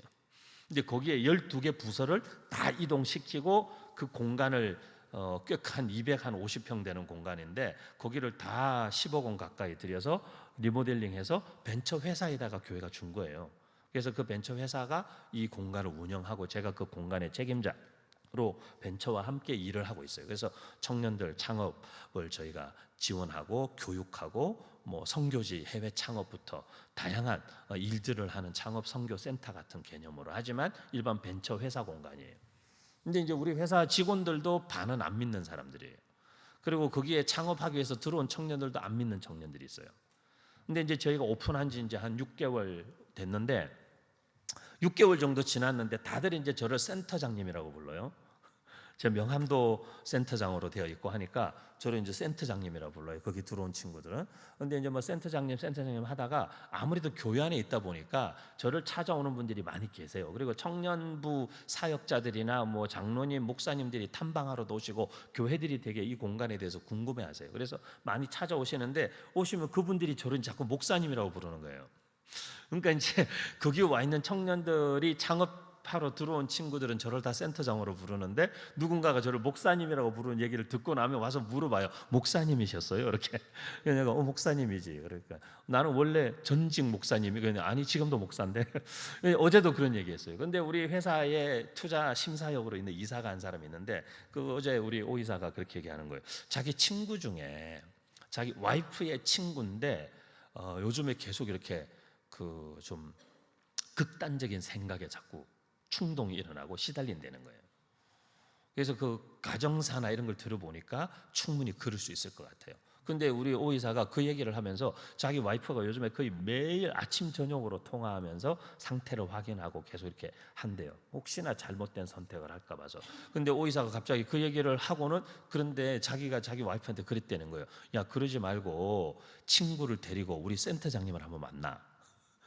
이렇게 얘기했다는 거예요. 그래서 내가 갑자기 왜 나야? 이랬더니만은 자기가 여기 와서 몇 개월 같이 센터장님 일해 보니까 이상하게, 안 믿는 분인데 이상하게 저랑 마주 앉으면 자기들이 한 5시간 술 먹어야 나오는 얘기가 그냥 나온대요. 이렇게 술술술 자기 속에 있는 얘기를 다 하게 된대. 그래서 제가 많이 들어서 어려서 아버지하고 관계가 어땠는지 회사에서 그런 얘기를 왜 하겠어요. 근데 저랑 앉으면 이상하게 속 얘기가 다 나온다는 거예요. 그래서 속 얘기를 다 많이 털어놔요. 그럼 제가 다 들어주죠. 이렇게 들어줘. 무슨 얘기냐면 저분은 들어주실 거야 라는 마음이 있으면 얘기한다는 거예요. 아이들은. 근데 이제 제가 청년들을 많이, 청년 사역 현장에 있을 때도 그랬지만 다른 교회 청년들이 많이 찾아왔어요. 왜 찾아왔냐? 그거예요. 목사님, 제가 저희 교회 청년부 목사님 만났는데 자기가 이렇게 청년부 목사님께 자기 속을 털어놨는데 자기 알겠대요. 아, 이 목사님이 내 얘기에 별로 관심 없구나. 그거를 여러분 말을 하는 사람들은 느껴요. 아, 이분이 내 얘기에 별로 관심 없구나. 아, 이분이 별로 내 얘기 듣고 싶어 하지 않는구나. 그렇기 때문에 압니다. 아이들은. 우리 선생님은 언제든지 내가 이야기하면 들어주려는 마음이 있는 분이다. 이게 되게 중요합니다. 그래야 이제 소통이 비로소 시작이 되죠. 우리가 보통 답답한 거는 얘기를 듣고 싶은데 얘기 안 해주기 때문이잖아요. 아이들이 얘기해 주면 좋겠는데 아이들이 이야기 툭툭 터놓을 수 있는 그 관계성에 있어서 제일 중요한 건 평상시에도 무슨 얘기를 하더라도 선생님이라고 부르거나 아이가 여러분을 불렀을 때 절대 무시하시면 안 됩니다. 집에서도 어릴 때부터 아이가 엄마 이렇게 했을 때 물론 아이가 하루에 100번씩 엄마를 부르는 경우도 있는데 근데 그건 왜 그렇게 됐을까요? 그건 사실 이미 그 전에 불러도 대답하지 않는 엄마에 대한 각인이 있기 때문이에요. 근데 아이가 불렀을 때 아들 왜 그래? 이렇게 딱 돌아보고 아이를 쳐다보고 그때 반응해주면 그거를 몇 번만 하면은 그렇게 하지 않습니다, 아이들이. 그런데 5번 부르는데도 건성으로 대답하거나 찾아보지 않고 대답하거나 나중에는 왜 부르냐고 짜증을 내거나 이렇게 되면 아이들은 그 순간에는 안 그러지만 어린애들은 계속 부릅니다. 계속. 큰 아이들은 이제 그 순간 마음을 닫죠. 그래서 청소년 아이들 책 쓰고 강의하는 친구 중에 오선화 작가라고 제가 각각의 전에는 동생 같은 후배가 있는데 그 친구가 쓴 책 중에 그런 책이 있습니다. 아이가 방문을 닫기 시작했어요. 그런 책이 있어요. 청소년기 되면 애들이 방문 닫죠, 이렇게. 특히 이제 여자아이들이 방문을 많이 닫죠, 이렇게. 프라이버시에 대한 생각 때문에 그런 건데 이제 부모님들은 되게 상처받는 부모님들이 있어요. 저희 아들이 해외에 있어요. 저희 아들이 해외에 있는데 어느 날 영통이 왔어요. 이제 영통 걸어와가지고 받았더니만은 저희 아들이 첫 마디가 엄마 아빠 드릴 말씀이 있어요. 그래서 뭔데? 그러니까 엄마 아빠 아들이 인생 최초 처음으로 연애를 시작하게 됐다는 거예요. 그러면서 이제 여자친구가 생겼다고 여자친구 얘기를 막 사진 보여주면서 얘기하는 거예요. 그래서 제가 엄청 축하한다고, 엄청 축하한다. 야 진짜 너무 축하한다. 막 이러면서 이제 뭐 어른 된 거야? 막 이러면서 이제 막 그런 얘기하면서 이제 하는데 약간 엄마는 저랑 반응이 다르더라고요. 약간 엄마는 이거 뭐지? 약간 아들 뺏긴 느낌? 뭐 이런 마음이 있는 것 같아요. 엄마는 있는 것 같아요. 근데 우리가 아이들하고 관계에 있어서 아이들의 그 성장 과정에서 부모가 그 과정에 어떤 반응을 하느냐가 그 아이들의 그 다음 행동을 반드시 결정해요. 그래서 이 학생들하고도 우리가 교사로서 학생들의 이야기를 들어주는 우리 선생님은 내 이야기에 항상 집중해 주신다. 그리고 말을 중간에 자르거나 끊지 않고 끝까지 들어주신다. 다 들은 다음에 오히려 뭔가를 당장 답을 주거나 훈계하기보다는 또 다른 질문을 통해서 더 깊은 이야기들을 듣고 스스로 생각하게 하고 대화하다 보니 스스로 생각이 정리가 되네요. 이게 가장 좋은 방식이라고 할 수 있죠. 그래서 질문을 잘하는 교사, 부모가 요즘에는 좋은 교사, 좋은 부모입니다.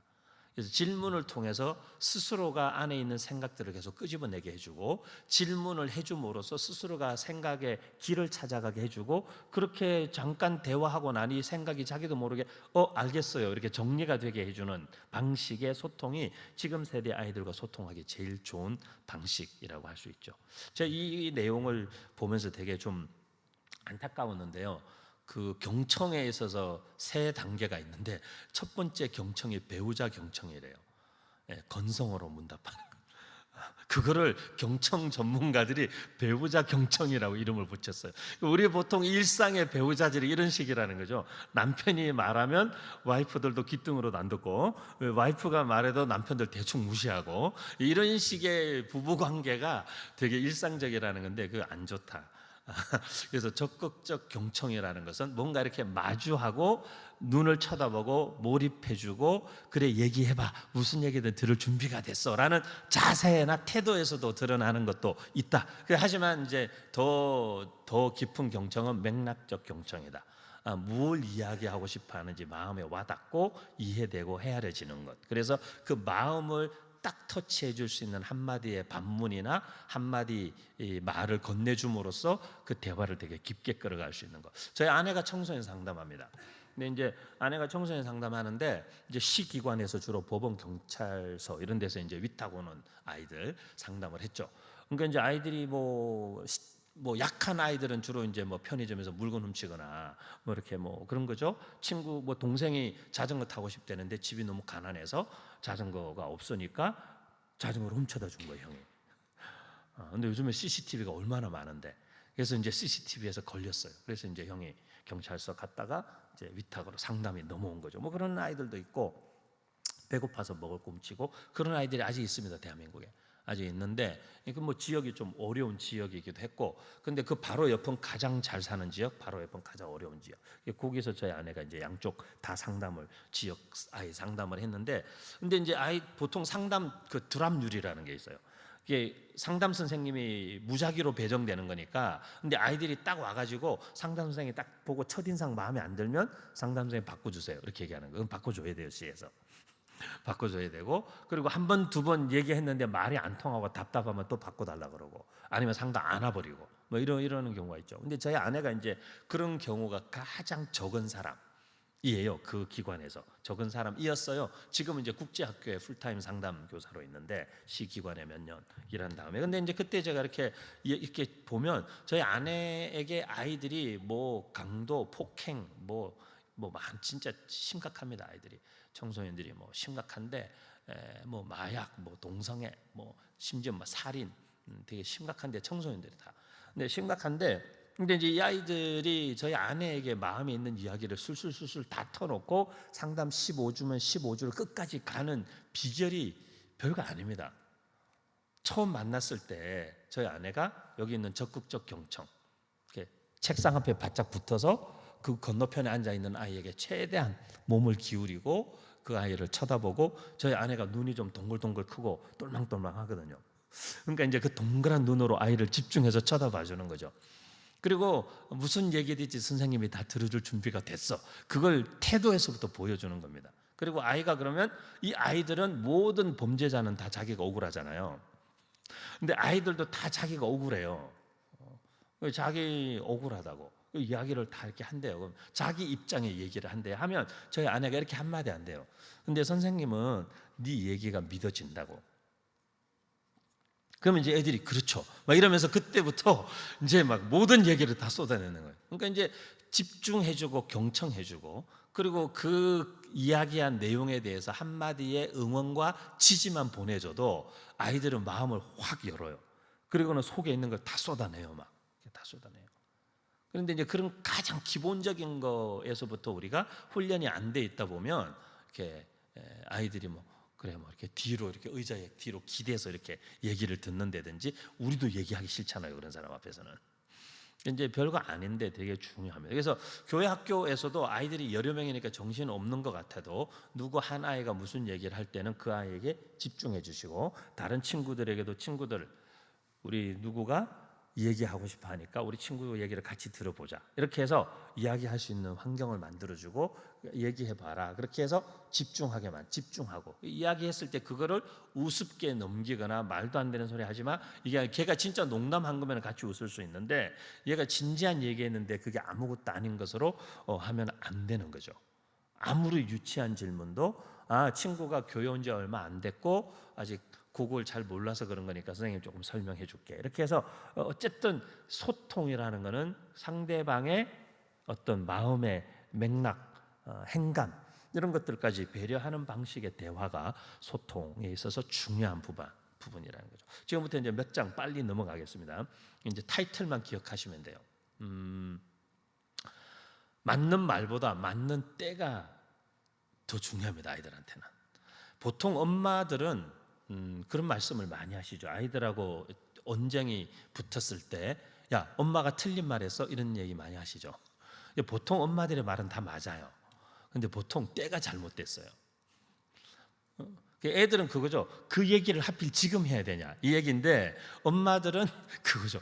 엄마들은 애가 학교 갔다 오기를 기다렸고, 애는 이제 학교에서 막 왔으니까 집에 와서 좀 쉬고 싶고 편하게 있고 싶은데, 엄마는 그때 이야기를 시작하는 게 문제인 거죠. 그죠? 그리고 이제 집에 왔는데 엄마가 없었어요.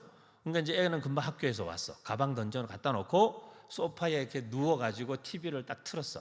근데 TV 본 지 10분도 안 됐는데 엄마가 들어왔어. 그래가지고 너는 또 TV 보냐? 이제 이게 문제인 거죠. 그러면 이제 애는 속으로, 엄마는 하루 종일 보면서 뭐 이렇게 얘기하는 거죠. 혼자 궁시렁대면서. 그렇기 때문에 이제 그 타이밍, 애들하고의 대화는 내가 바른 말 맞는 말 하는 것보다 이 이야기를 지금 해도 우리 아이가 들을 만한 상태인지 아닌지를 먼저 생각해 주는 게 되게 중요해요. 학교 갔다 온 아이를 처음 봤을 때 부모님의 당연한 반응은 무엇이어야 되죠? 응? 학교 갔다 왔니? 오늘도 수고했다 정도가 당연한 첫 번째 반응 아닐까요? 근데 보자마자 또 누워있냐, 또 텔레비전 보냐, 또 핸드폰 하냐, 엄마는 내가 반갑지도 않아? 뭐 이런 생각인 거죠, 아이들은. 잠깐만, 야, 아침에 나가서 지금 6시간, 8시간 못 봤으니까, 야, 다시 보니 되게 반갑다. 뭐 이 정도 반응해야 되는 거 아니에요? 우리 안에 부부간에만 아니라 자식하고도 로맨스가 다 사라진 거예요. 그게 맞는 반응이죠. 당연히 사실 일반적인 자연스러운 부모의 반응은. 그게 뭐 사랑하는 관계는 그런 관계 아니겠어요? 보고 싶은 거잖아요. 그래서 이제 타이밍이 되게 중요해요. 타이밍. 인생은 타이밍이다 이런 말이 괜히 있는 게 아닙니다. 그래서 아이들한테 되게 좋은 타이밍에 적절한 말을 하면 효과가 10배, 20배 커질 수 있는데 잘못된 타이밍에는 아무리 중요한 얘기를 해도 자 여러분 뭐 프로포즈까지 안 가더라도 여러분이 회사에서 어떤 계약 관계나 바깥에서 일을 할 때에도 어떤 되게 중요한 일을 의논할 때에는 미리 약속을 잡고 장소도 되게 고려하잖아요. 어디에서 만나서 대화를 해야 좀 더 편안하게 그리고 좀 부드러운 분위기에서 자연스럽게 얘기할 수 있을까? 그걸 우리가 늘 생각하잖아요. 왜? 이 이야기가 꼭 상대방에게 전달돼야만 되니까. 근데 우리가 우리 자녀들이나 다음 세대 아이들하고 소통할 때에는 전혀 그런 거 고려 안 하는 거예요. 그냥 내가 말하고 싶을 때 막 상대방이 받을 준비가 됐는지 안 됐는지도 관계없이 그냥 막 던지는 거죠. 그럼 상대방은 받을 준비가 안 됐을 때는 그게 뭐로 올까요? 애들이 갑자기 훅 들어오지 말라고 그러잖아요. 깜빡이는 좀 키라고 그러잖아요. 그거는 대화나 소통이나 말이 전달되는 게 아니라 한 대 맞는 기분인 거죠. 그죠? 그러니까 타이밍이 되게 중요합니다. 이게 대화나 소통에 있어서는 복음을 전하는 데 있어서도 저도 안 믿는 친구들에게 복음을 전하는 일들을 많이 해봤고 지금도 하고 있지만 제가 어제 우리 오이사님 보고도 그냥 그렇게 시간 끌지 말고 그 친구 그냥 빨리 데리고 오세요. 빨리 그렇게 불안한 시간을 계속 두지 말고 친구분 데리고 그 우리 이사님 와이프하고 빨리 한번 만나서 제가 이야기도 좀 들어드리고 그리고 권면도 하고 기도도 해드리고 예수 안 믿는 분이니까 그 인근에 수원에 사신다니까 좋은 교회도 제가 연결해 드릴게요. 가면 좀 많은 도움과 돌봄을 받으실 수 있을 거라고. 그래서 우리가 안 믿는 사람들과 만나고 하지만 안 믿는 사람들도 만나자마자 길거리에서 노방전도하고는 좀 다르죠. 노방전도는 그냥 우리가 전도지 나눠주고 예수 믿으세요 뭐 이렇게 할 수 있는 정도지만 여러분이 1대1로 안 믿는 분하고 기도하고 예를 들면 전도 대상자 우리가 정하고 했다 그러면은 그 사람을 두고 만날 시간과 약속과 장소를 정하고 그 장소를 정할 때에도 복음을 전하거나 서로 좀 조용하게 차분하게 이야기할 수 있는 분위기의 공간과 장소를 찾고 그렇게 만나서 그에게 복음을 전하기 위해서 기도하고 준비하고 이렇게 해서 하는 거잖아요. 그리고 단번에 복음을 전하는 게 아니라 몇 번 만나면서 친밀함을 쌓고 신뢰를 얻고 그리고 만날 수 있는 약속과 시간을 정할 수 있을 정도 관계성이 됐을 때 만나서 복음을 전할 수도 있는 거고 노방전도하고 실질적으로 한 사람과 개인적 관계 안에서 복음을 전하는 것은 좀 되게 다른 이야기죠. 그래서 준비가 필요해요. 그래서 타이밍 일단 바른 말보다 사랑의 말이 사람을 변화시킵니다. 우리는 아이들에게 맞는 말만 하면 아이들이 다 바로 클 거라고 생각하는데 그렇지 않아요. 거기에 사랑이 묻어있지 않으면 아이들은 그 말이 자기를 변화시키는 힘이나 이런 것들이 없다고 생각해요. 실제로 없고요. 그래서 사랑을 전달하는 것, 그러니까 감정이 전달이 돼야 된다는 거죠. 그 안에 진심, 잔소리가 아니라 진심의 소리. 그래서 이게 잔소리는 영향력이 없어요. 실제 아이들도 그냥 이렇게 다 흘려보내요. 이렇게 똑같은 이야기를 하루에 여러분이 2번 이상 3번 이상 하시면 잔소리인 거죠. 그때부터는 그 말의 효력이 전혀 없는 말을 계속 남발하고 있는 거죠. 우리가 의미가 없어요. 의미가 없습니다. 그 다음에 그래서 아이들은 좋은 말이 아니라 좋은 사람의 말을 들어요. 그래서 아이들에게 여러분이 안전한 사람이다, 좋은 사람이다라고 인식되는 게 되게 중요해요. 청년들을 오래 상대하다 보면 청년들 같은 경우는 더 자기 마음에 있는 이야기를 잘 안 해요. 깊이 있는 이야기를. 근데 이제 이 친구가 저한테 자기 속에 있는 이야기를 다 털어놓기 시작하는 거는 목사님이 내가 무슨 이야기를 해도 이 말을 누구에게 전달하거나 이 이야기가 공동체에 새 나가거나 이 이야기가 부모에게 전달되거나 하지 않는 분이야 라는 것에 대한 신뢰가 있어야 비로소 속에 있는 이야기를 다 털어내는 거죠. 안전한 사람이다 라는 게 되게 중요합니다. 아이들한테는. 특히 요즘 세대는 더더욱 그렇습니다. 이야기해도 되는 사람인가 아닌가 그게 되게 중요합니다. 그래서 좋은 말, 명언을 남발한다고 해서 듣지 않아요. 그래서 뭐 이런 게 있습니다. 이게 뭐 수사학의 제일 기초죠, 기초. 아리스토텔레스의 에토스, 파토스, 로고스. 에토스는 말 그대로 메시지를 전하는 사람이 어떤 사람이냐. 이야기하고 있는 사람이 믿을 만한 사람인가. 그게 되게 중요하죠. 파토스는 실제 현장에서 상대방들의 마음과 나랑 대화하고 있는 이 사람의 마음을 내가 얼마만큼 느끼고 공감하면서 대화해 주느냐. 그 다음에 내용은 논리적 설득력이나 컨텐츠는 그 다음 이야기인 거죠. 이거는 거기에 실리면 더 전달이 확실하게 되는데 아무리 탁월하고 설득력 있는 논리를 갖고 있어도 공감을 불러일으키지 못하면 그게 사람들 마음에 들어가지 않는 거죠. 그래서 이 정도는 생각을 해보시면 좋을 것 같다. 제가 그 PDF 파일을 저기 방송실에 드렸으니까 필요하면 그냥 그 달라고 하세요. 필요하면 달라고 하시고 뭐 별 내용 없으니까 뭐 이거 갖고 어디 가셔서 강의하셔도 괜찮고 괜찮습니다. 그래서 이제 요거를 이제 정리를 하면 이렇게 돼요. 경청이 마음을 얻는 소통의 시작, 감정을 표현할 공간, 맞는 말보다 맞는 때, 바른 말보다 사랑의 말, 요거를 생각을 좀 하시면 기본적으로 아이들하고 누구든지 소통하실 수 있을 거고, 요런 카드를 써보시는 것도 괜찮습니다. 요런 카드 비싸지 않고 10,000원이면 살 수 있습니다.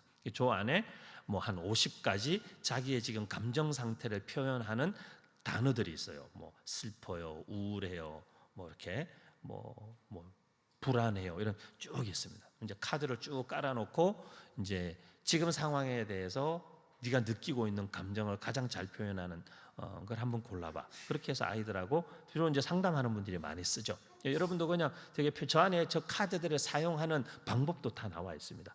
그리고 저기 가치 카드 같은 것은 아이들의 진로나 자기의 어떤 뭐 전공, 직업 이런 것들을 선택하는 대화들을 하는데 되게 도움이 많이 됩니다. 그래서 뭐 이런 카드들도 한번 써보시고, 그래서 이제 그 어떤 그 분방 공부라는 것을 조금, 또는 교회 학교의 아이들과 함께하는 시간을 조금, 우리 뭐 목사님도 이미 계시고 전사님 다 계시니까 여러분들이 제가 볼 때 뭐 충분히 다 이해되시는 분들이니까 그 항상 막 이렇게 성경 공부 진도를 나가야 된다라는 그 압박에서 좀 벗어나실 필요가 있어요. 왜냐하면 교육이라는 것은 교과서만 통해서 일어나지 않기 때문에 그래요. 예수님께서도 예수님 당시에도 율법이라는 것이 엄연히 존재했죠. 하나님의 말씀이라는 게. 하지만 예수님이 그 모든 것들을 사실은 굉장히 제자들과 함께하는 일상 속에서 그 말씀들의 뜻이 무엇인지를 더 자세하게, 더 깊이, 그리고 굉장히 눈앞에 이렇게 삶의 모델로 보여주시면서 설명하신 거잖아요. 그렇기 때문에 저는 교회 학교도 조금 이렇게 너무 교회 안에 갇혀 있는 교회 학교는 굉장히 답답하죠, 사실. 좀 다른 생각을 해보셔야 되는데, 그래서 이제 마지막으로 소통의 기회를 사라. 돈 주고라도 만들어야 된다라는 뜻이에요. 제가 사라고 표현한 이유는 만들어라가 아니고 제가 사라라고 한 이유는 돈을 들여서라도 아이들과 소통하고 만나고 대화할 수 있는 기회는 만들어야 된다. 우리가 돈을 들여서라도 이제 소통의 기회를 만들 때 먼저 생각해야 될 것은 확신. 우리 안에 먼저 확신이 있어요. 그래서 저는 이제 다음 시간에 우리 선교사님께서 여러분에게 이제 복음에 대해서 자세하게 하면 설명하시고 그 복음을 어떻게 전하고 하는지 설명해 주실 걸로 제가 아는데, 저도 어릴 때 이제 제가 국민학교 5학년 때 어린이 전도협회 캠프 가가지고 거기서 예수님을 처음 인격적으로 만나고 영접하고 했던 제가 기억이 있어요. 저희 아버지도 목회하셨는데 저희 아버지도 이제 주일학교 사역 교사들에게 어린이 전도협회 훈련을 엄청 강력하게 되게 시키시고 노방전도 막 새소식반 이런 거 엄청 저희 어릴 때 교회에서 열심히 했던 제가 추억이 있어요. 근데 이제 그거죠, 여러분. 그 있잖아요. 제가 이제 많은 사람들이 저한테 그 맛집이 어딨냐고 많이 물어봐요. 왜냐면 제가 이제 워낙에 사람들을 많이 만나고 손님들을 많이 만나니까 제가 어느 동네에 거주하든지 일하든지 그 주변에 있는 맛있는 집을 제가 너무 잘 아는 거예요. 다 알고 있어요. 근데 제가 제주를 자주 갑니다. 제주에 한 달에 한 번, 두 달에 한 번 정도는 저희 뭐 어떤 이런 창업 관련된 일로도 가고 뭐 설교하러도 가고 집회로도 가는데, 근데 제주도 이렇게 가면 우리가 사람들한테 미리 가기 전에 조사하잖아요. 어디서 자며 어디 갈 것이며 어느 식당 갈 건지. 근데 여러분이 어디 가서 뭘 먹어보고 되게 맛있으면 여러분 어떻게 하세요? 사람들한테 다 얘기하죠. 사람들한테 거기 가면 거기 꼭 가보라고. 그래서 제가 똑같다고 그랬어요. 우리가 사실 예수님이 나에게 있어서 어떤 분이고 복음이 나에게 있어서 어떤 것인지를 우리가 진짜로 아는 사람이면 그걸 어떻게 사람들한테 소개 안 하고 싶겠어요? 그렇잖아요. 아니 맛집을 한 군데 갔다 와도 거기 가면 거기 꼭 가라고 막. 그 제주도 가시고도 횟집학 개론 이런 데 가보세요. 그 횟집학 개론이라는 횟집은 제가 볼 때 제주에서 회를 가장 가성비 좋게 먹을 수 있는 집인 것 같아요. 그 다음에 제주도에 가면 성 이시돌 목장이라는 목장이 있죠. 아일랜드 신부님 오셔서 만드신 목장이 있어요. 선교사로 오셔가지고. 근데 성 이시돌 목장에 가면 뭐 순례길도 있고 그 신부님의 일대기를 약간 정리해 놓은 너무 되게 감동이 있는 작은 장소도 있고 카페도 있는데 그 카페 말고 이시돌 목장에서 약간 나와서 외곽으로 가면 그 이시돌 목장에서 나오는 우유로 금방 만든 아이스크림을 파는 조그만 가게가 있어요. 거기는 그 아이스크림만 팔아요. 근데 거기에 조그만해요. 사람이 한 10명 앉을 수 있는 작은 카페인데 밖에 관광버스가 막 4대 5대 줄 서 있어요. 다 이렇게 갖고만 나가는 거죠. 근데 제가 이번에 지지난주에 예수원이라고 태백의 예수원에 갔다 왔는데 태백 예수원에 가면 삼수령이라는 목장이 있어요. 근데 이제 그 뉴질랜드에서 온 이 우유 유제품 전문가인 형제가 그러더라고요. 금방 짜낸 우유로 만든 아이스크림이 가장 맛있대요. 그래서 목장 옆에는 다 유럽이나 뉴질랜드, 호주에는 다 아이스크림 가게가 있대요. 그게 제일 맛있대요. 근데 제가 왜 성 이시돌 목장의 아이스크림이 도대체 왜 그렇게 맛있을까? 그리고 그걸 먹으려고 그 조그만 가게 버스가 5대 10대씩 줄을 설까? 제가 이유를 어제 알았어요. 금방 짜낸 우유 가지고 방금 만든 아이스크림이 가장 맛있대요. 그때가 가장 맛있을 때래요. 그러니까 성 이시돌 목장이라는 곳에 제주 가면 꼭 가보시고 그 아이스크림을 꼭 드시고 오셔야 돼요. 그리고 제주도에 가시면 환상숲이라는 데를 꼭 가셔야 돼요. 환상숲. 여기는 크리스찬 패밀리가 운영하는 곶자왈이라는 환상숲인데 개인 가정이 운영하는 숲이에요. 제주도의 역사. 근데 이제 쭉 숲 안내를 숲 해설을 해주세요, 이분들이. 근데 숲 해설을 한 바퀴 쭉 듣고 나면 마치 엄청 은혜로운 설교를 한 5편 들은 것 같아요. 그 패밀리에 그 하나님께서 베푸신 그 특별한 스토리가 있거든요. 그 아버지 되시는 분이 뭐 은행에 일하셨나? 근데 이렇게 쓰러지시고 중풍으로 몸이 다 마비가 오고 그랬는데 반신 마비가 나중에는 결국 남았는데 그 부모님한테 물려받았지만 아무 쓸모없는 그냥 땅 그거 하나 있는 거 들어가서 그냥 거기에 잡초 캐고 그 숲을 이렇게 관리하시던 이분이 완전히 나았어요. 그리고 이제 서울에서 대기업에 일하던 자녀들이 왜 그걸 다 그만두고 내려와서 거기에서 숲 해설을 하면서 살아가고 있는 그런 스토리들뿐만 아니라 숲을 설명하는데 하나님의 되게 창조와 자연의 신비를 그냥 설명하는데 거기에 되게 영감을 주는 메시지들이 있어요. 근데 제가 지금 여러분에게 계속 얘기하고 있잖아요. 횟집 가려면 거기 가세요. 아이스크림 꼭 드세요. 환상숲 꼭 가세요. 왜냐하면 제가 가보니까 여기는 진짜 꼭 한 번은 와봐야 되는 곳, 꼭 한 번은 먹어봐야 되는 거예요. 근데 여러분 예수님은 인생에 반드시 만나야 되는 분 아닙니까? 그거에 대한 우리 안에 확신이 있으면 이 예수님을 소개를 안 하고는 견딜 수 없는 게 당연한 거라는 거죠, 사실. 그렇기 때문에 우리가 먼저 그 복음에 대한 예수 그리스도와 그 복음에 대한 확신이 우리 안에 있어야 돼. 이 복음이 우리 아이들에게 들어가면 우리 아이들의 인생이 달라질 거다. 그 확신이 있어야 우리가 거기에 우리의 확신을 걸고 인생을 걸고 얘기할 수 있겠죠. 그리고 이제 제가 이제 두 번째는 먹방은 생각보다 효과가 있습니다. 아이들 잘 먹이십시오. 제가 가깝게 지내는 청소년 사역 잘하는 후배들 중에요, 청소년 사역 잘하다가 청년 사역 잘하다가 이렇게 담임 목회하는 친구들이 꽤 있는데, 이 친구들이 아이들한테 엄청 인기가 좋아요. 담임 목사님인데도. 근데 왜 그러냐? 별거 아니에요. 그 추파춥스 이렇게 쫙 꼽혀 있는 그거 있죠. 이렇게 추파춥스로 다 꽂혀 있는 그거를 담임 목사님 목양실에도 항상 놔둬요, 이 친구들이. 그리고 주일학교 애들한테 광고를 해요. 얘들아, 주일 예배 분방 공부까지 자기가 잘 끝냈다고 생각하는 아이들은 목사님 목양실에 언제든지 와서 사탕을 빼가도 된다. 그러니까 애들이 예배 끝나면 목사님 목양실 앞에다 줄 서는 거예요. 추파춥스 하나 빼가려고. 근데 그 뭐 얼마 하겠어요? 그거 얼마 안 하더라고요. 그렇게 사진 이게 뭐 50개인지 100개인지 꽂혀 있는 그거 하나 목양실에 놔두면 그 담임 목사님 완전 주일학교에서 인기 짱인 거예요, 애들한테. 별거 아니에요, 그죠? 애들은 뭐 별거 아니에요. 저희 아내가 학교 아이들 상담하는데 상담실에 부모님들은 절대 줄 것 같지 않은 불량식품을 갖다 놔요. 아이들이 너무 좋아한다는 거예요. 왜? 평생에 엄마 아빠가 먹지 말라고 한 건데 이렇게 맛있는 걸 왜 엄마 아빠가 먹지 말라고 했을까? 근데 뭐 불량식품이 아니고 아이들이, 그러니까 부모님들이 달다고 뭐 조그만 젤리 같은 거, 예를 들면 하리보 같은 거. 근데 그런 거를 부모님들은 뭐 건강에 안 좋다, 뭐 이빨이 썩는다, 뭐 이렇게 이유가 많은데 그거 하나 주는 걸로도 아이들은 그냥 그 자꾸 상담실에 자꾸 온다는 거예요. 그거 하나 가져가려고 그렇게 자꾸.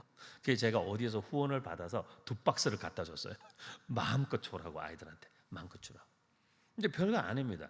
별거 아니에요, 사실. 젤리 하나, 사탕 하나, 뭐 컵라면 하나, 그런 게 아이들의 마음을 확실하게 열고 소통할 준비가 되게 하죠. 그다음에 익숙한 공간에서 뜻밖의 사람을 만나는 거. 제가 이제 전도사님들이나 교육부 사역자들한테 자주 얘기하는데, 아이들을 계속 교회에서만 만나려고 생각하지 말라고. 예를 들면 아이들이 학원을 다녀요, 밤늦게까지. 제가 미국에서 돌아와서 강남에서 계속 한 20년 사역했으니까 애들이 학원을 가요. 밤 11시, 12시만 대치동 앞에 차들이 막 줄을 서 있죠. 이제 그래요. 교회에서 자꾸 뭐 전사님 언제 한번 뭐 뵙고 싶어요. 그러면 뭐 언제 되니, 뭐 교회에서 뭐 언제 보자 이렇게 하지 말고, 그냥 걔가 어느 학원 다니는지 금방 알 수 있으니까 걔가 학원 마치고 나오는 시간에 손에 그냥 맥도날드 햄버거 하나 들고 학원 문 앞에 서 있으면 걔는 중고 6년 동안 충성합니다. 근데 사실 별거 아니거든요. 아이들은 그냥 자기의 마음을, 이분이 내 마음을 아시는구나, 이분이 나에게 관심이 있구나, 이분이 내 마음을 되게 이해하고 헤아려 주려고 하시는구나, 그러면 아이들은 마음을 열어요. 애들이, 어떤 애들은 이렇게 막 비아냥거리듯이 말하면서도 마음은 안 그래요. 애들이 목사님 되게 노력하시네, 뭐 이렇게 해도 애들이 알아요. 뭘 아냐면 목사님이 노력한다는 걸 아는 거예요. 우리랑 친해지려고, 우리랑 가까워지려고 되게 노력하시는구나, 그걸 아는 거죠.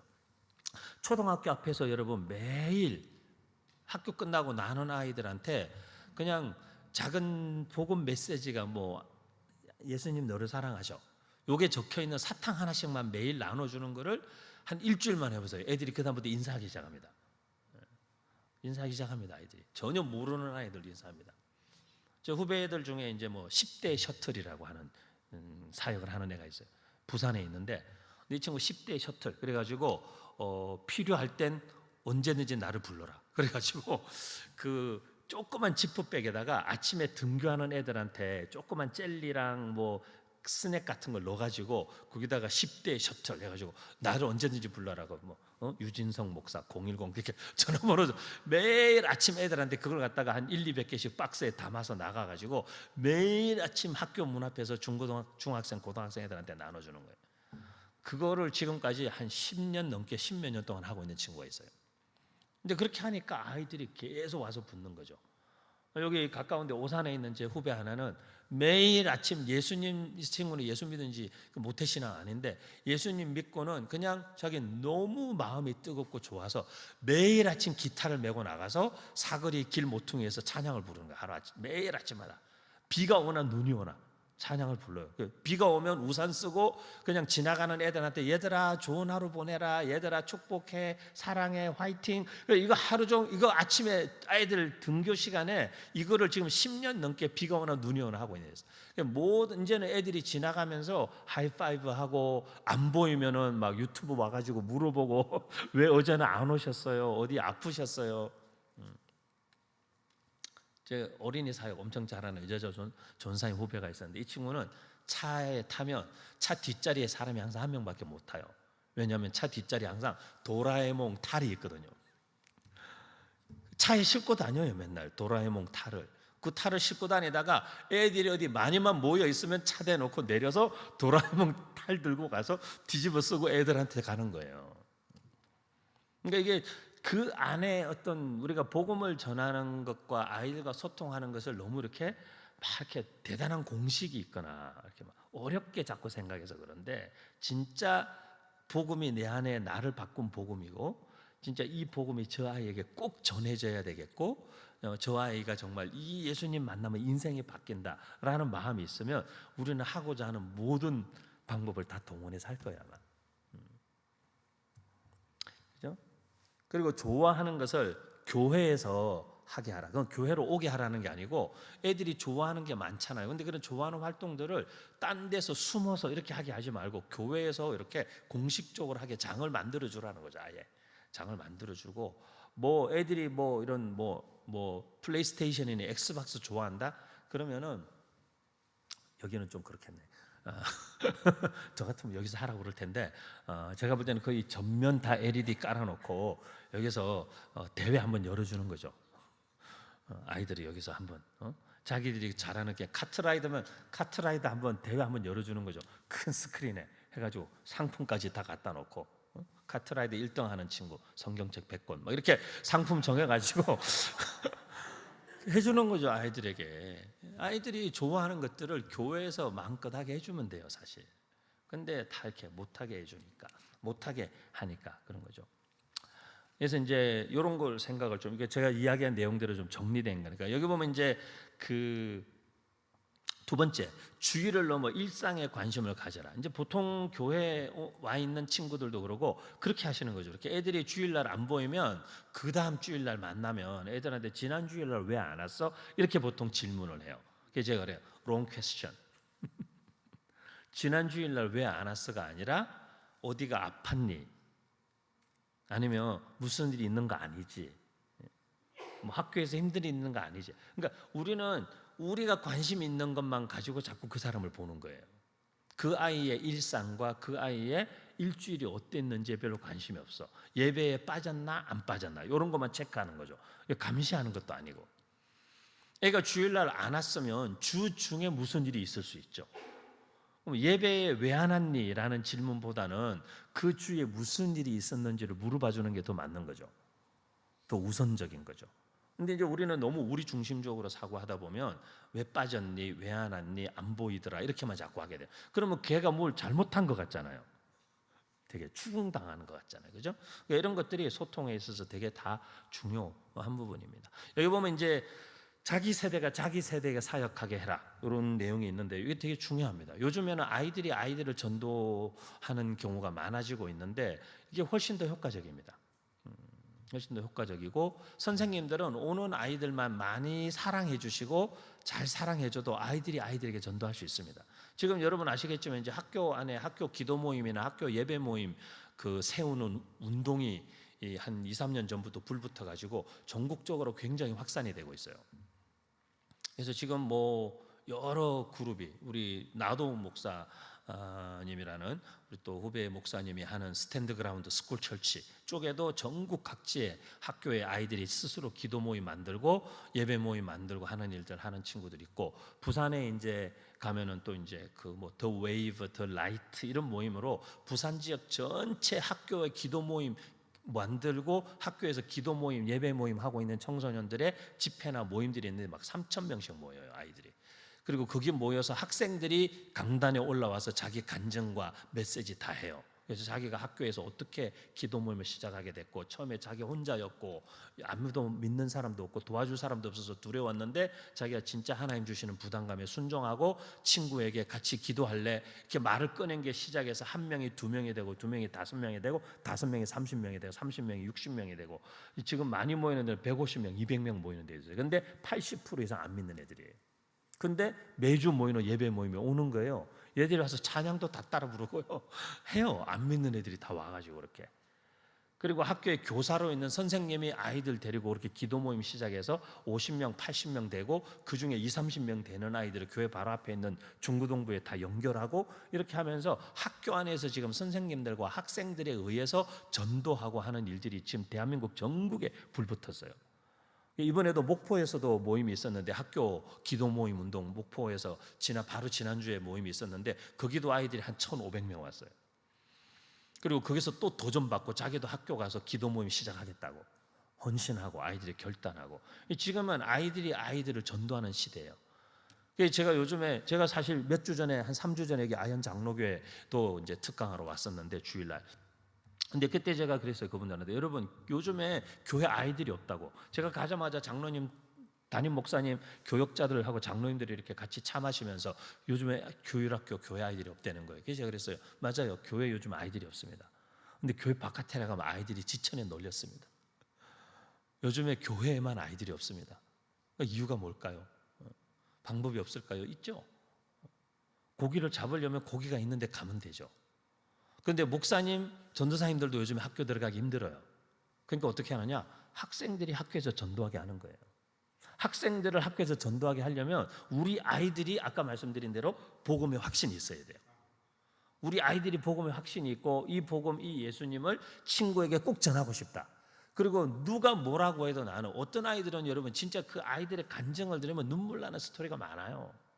학교에 믿는 선생님 찾아가서 방 하나만 쓰게 해주세요. 친구들하고 만날 수 있게. 선생님이 교장선생님한테 찢길까 봐 안 해주는 거예요. 예수 믿는 선생님인데 그 말을 교장선생님한테 가서 안 하시는 거예요. 그러니까 아이들이 자기들끼리 학교 담벼락 옆에서 모이는 거예요. 학교 담벼락 옆에서 4명, 5명 모여서 자기들끼리 막 울면서 기도하는 거예요. 울면서 기도하고. 근데 그걸 보고 또 친구들이 1명, 2명 와가지고 20명, 30명 되니까 나중에는 예수 안 믿는 선생님이 오히려 얘기해서 공간을 열어주고 빌려주고. 그러니까 그런 일들이 지금 학교에서 아이들에 의해서 자발적으로 엄청 일어나고 불붙고 있어요.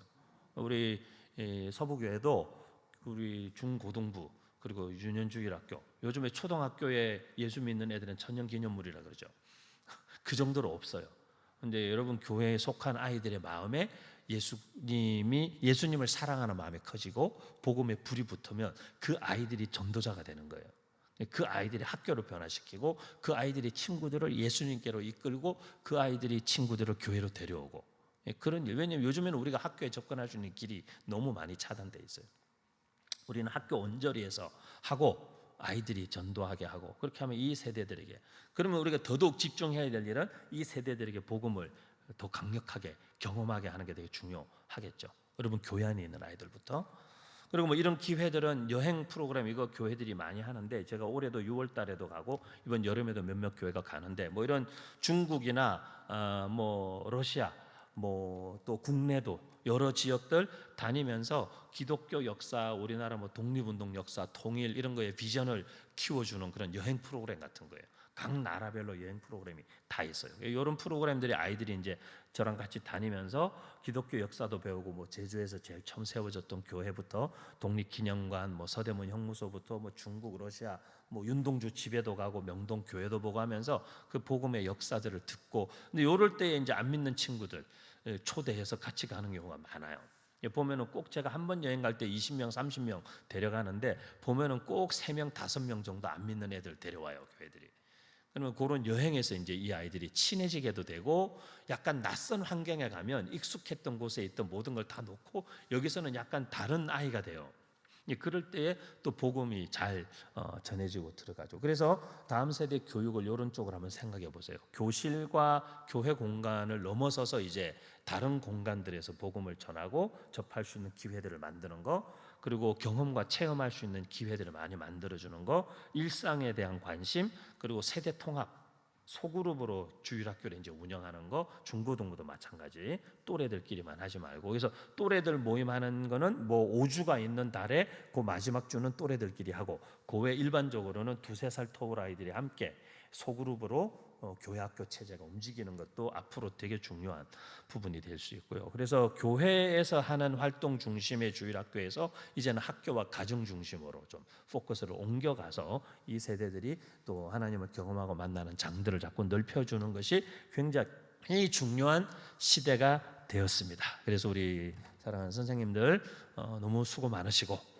너무 귀하신데, 아이들의 마음을 잘 얻으시고 아이들 안에, 여러분 안에 있는 복음의 열정을 잘 전달하시고, 아이들이 복음 전도자가 되게 하셔서 지금 진입장벽이 높은 캠퍼스도 아이들은 매일 가잖아요.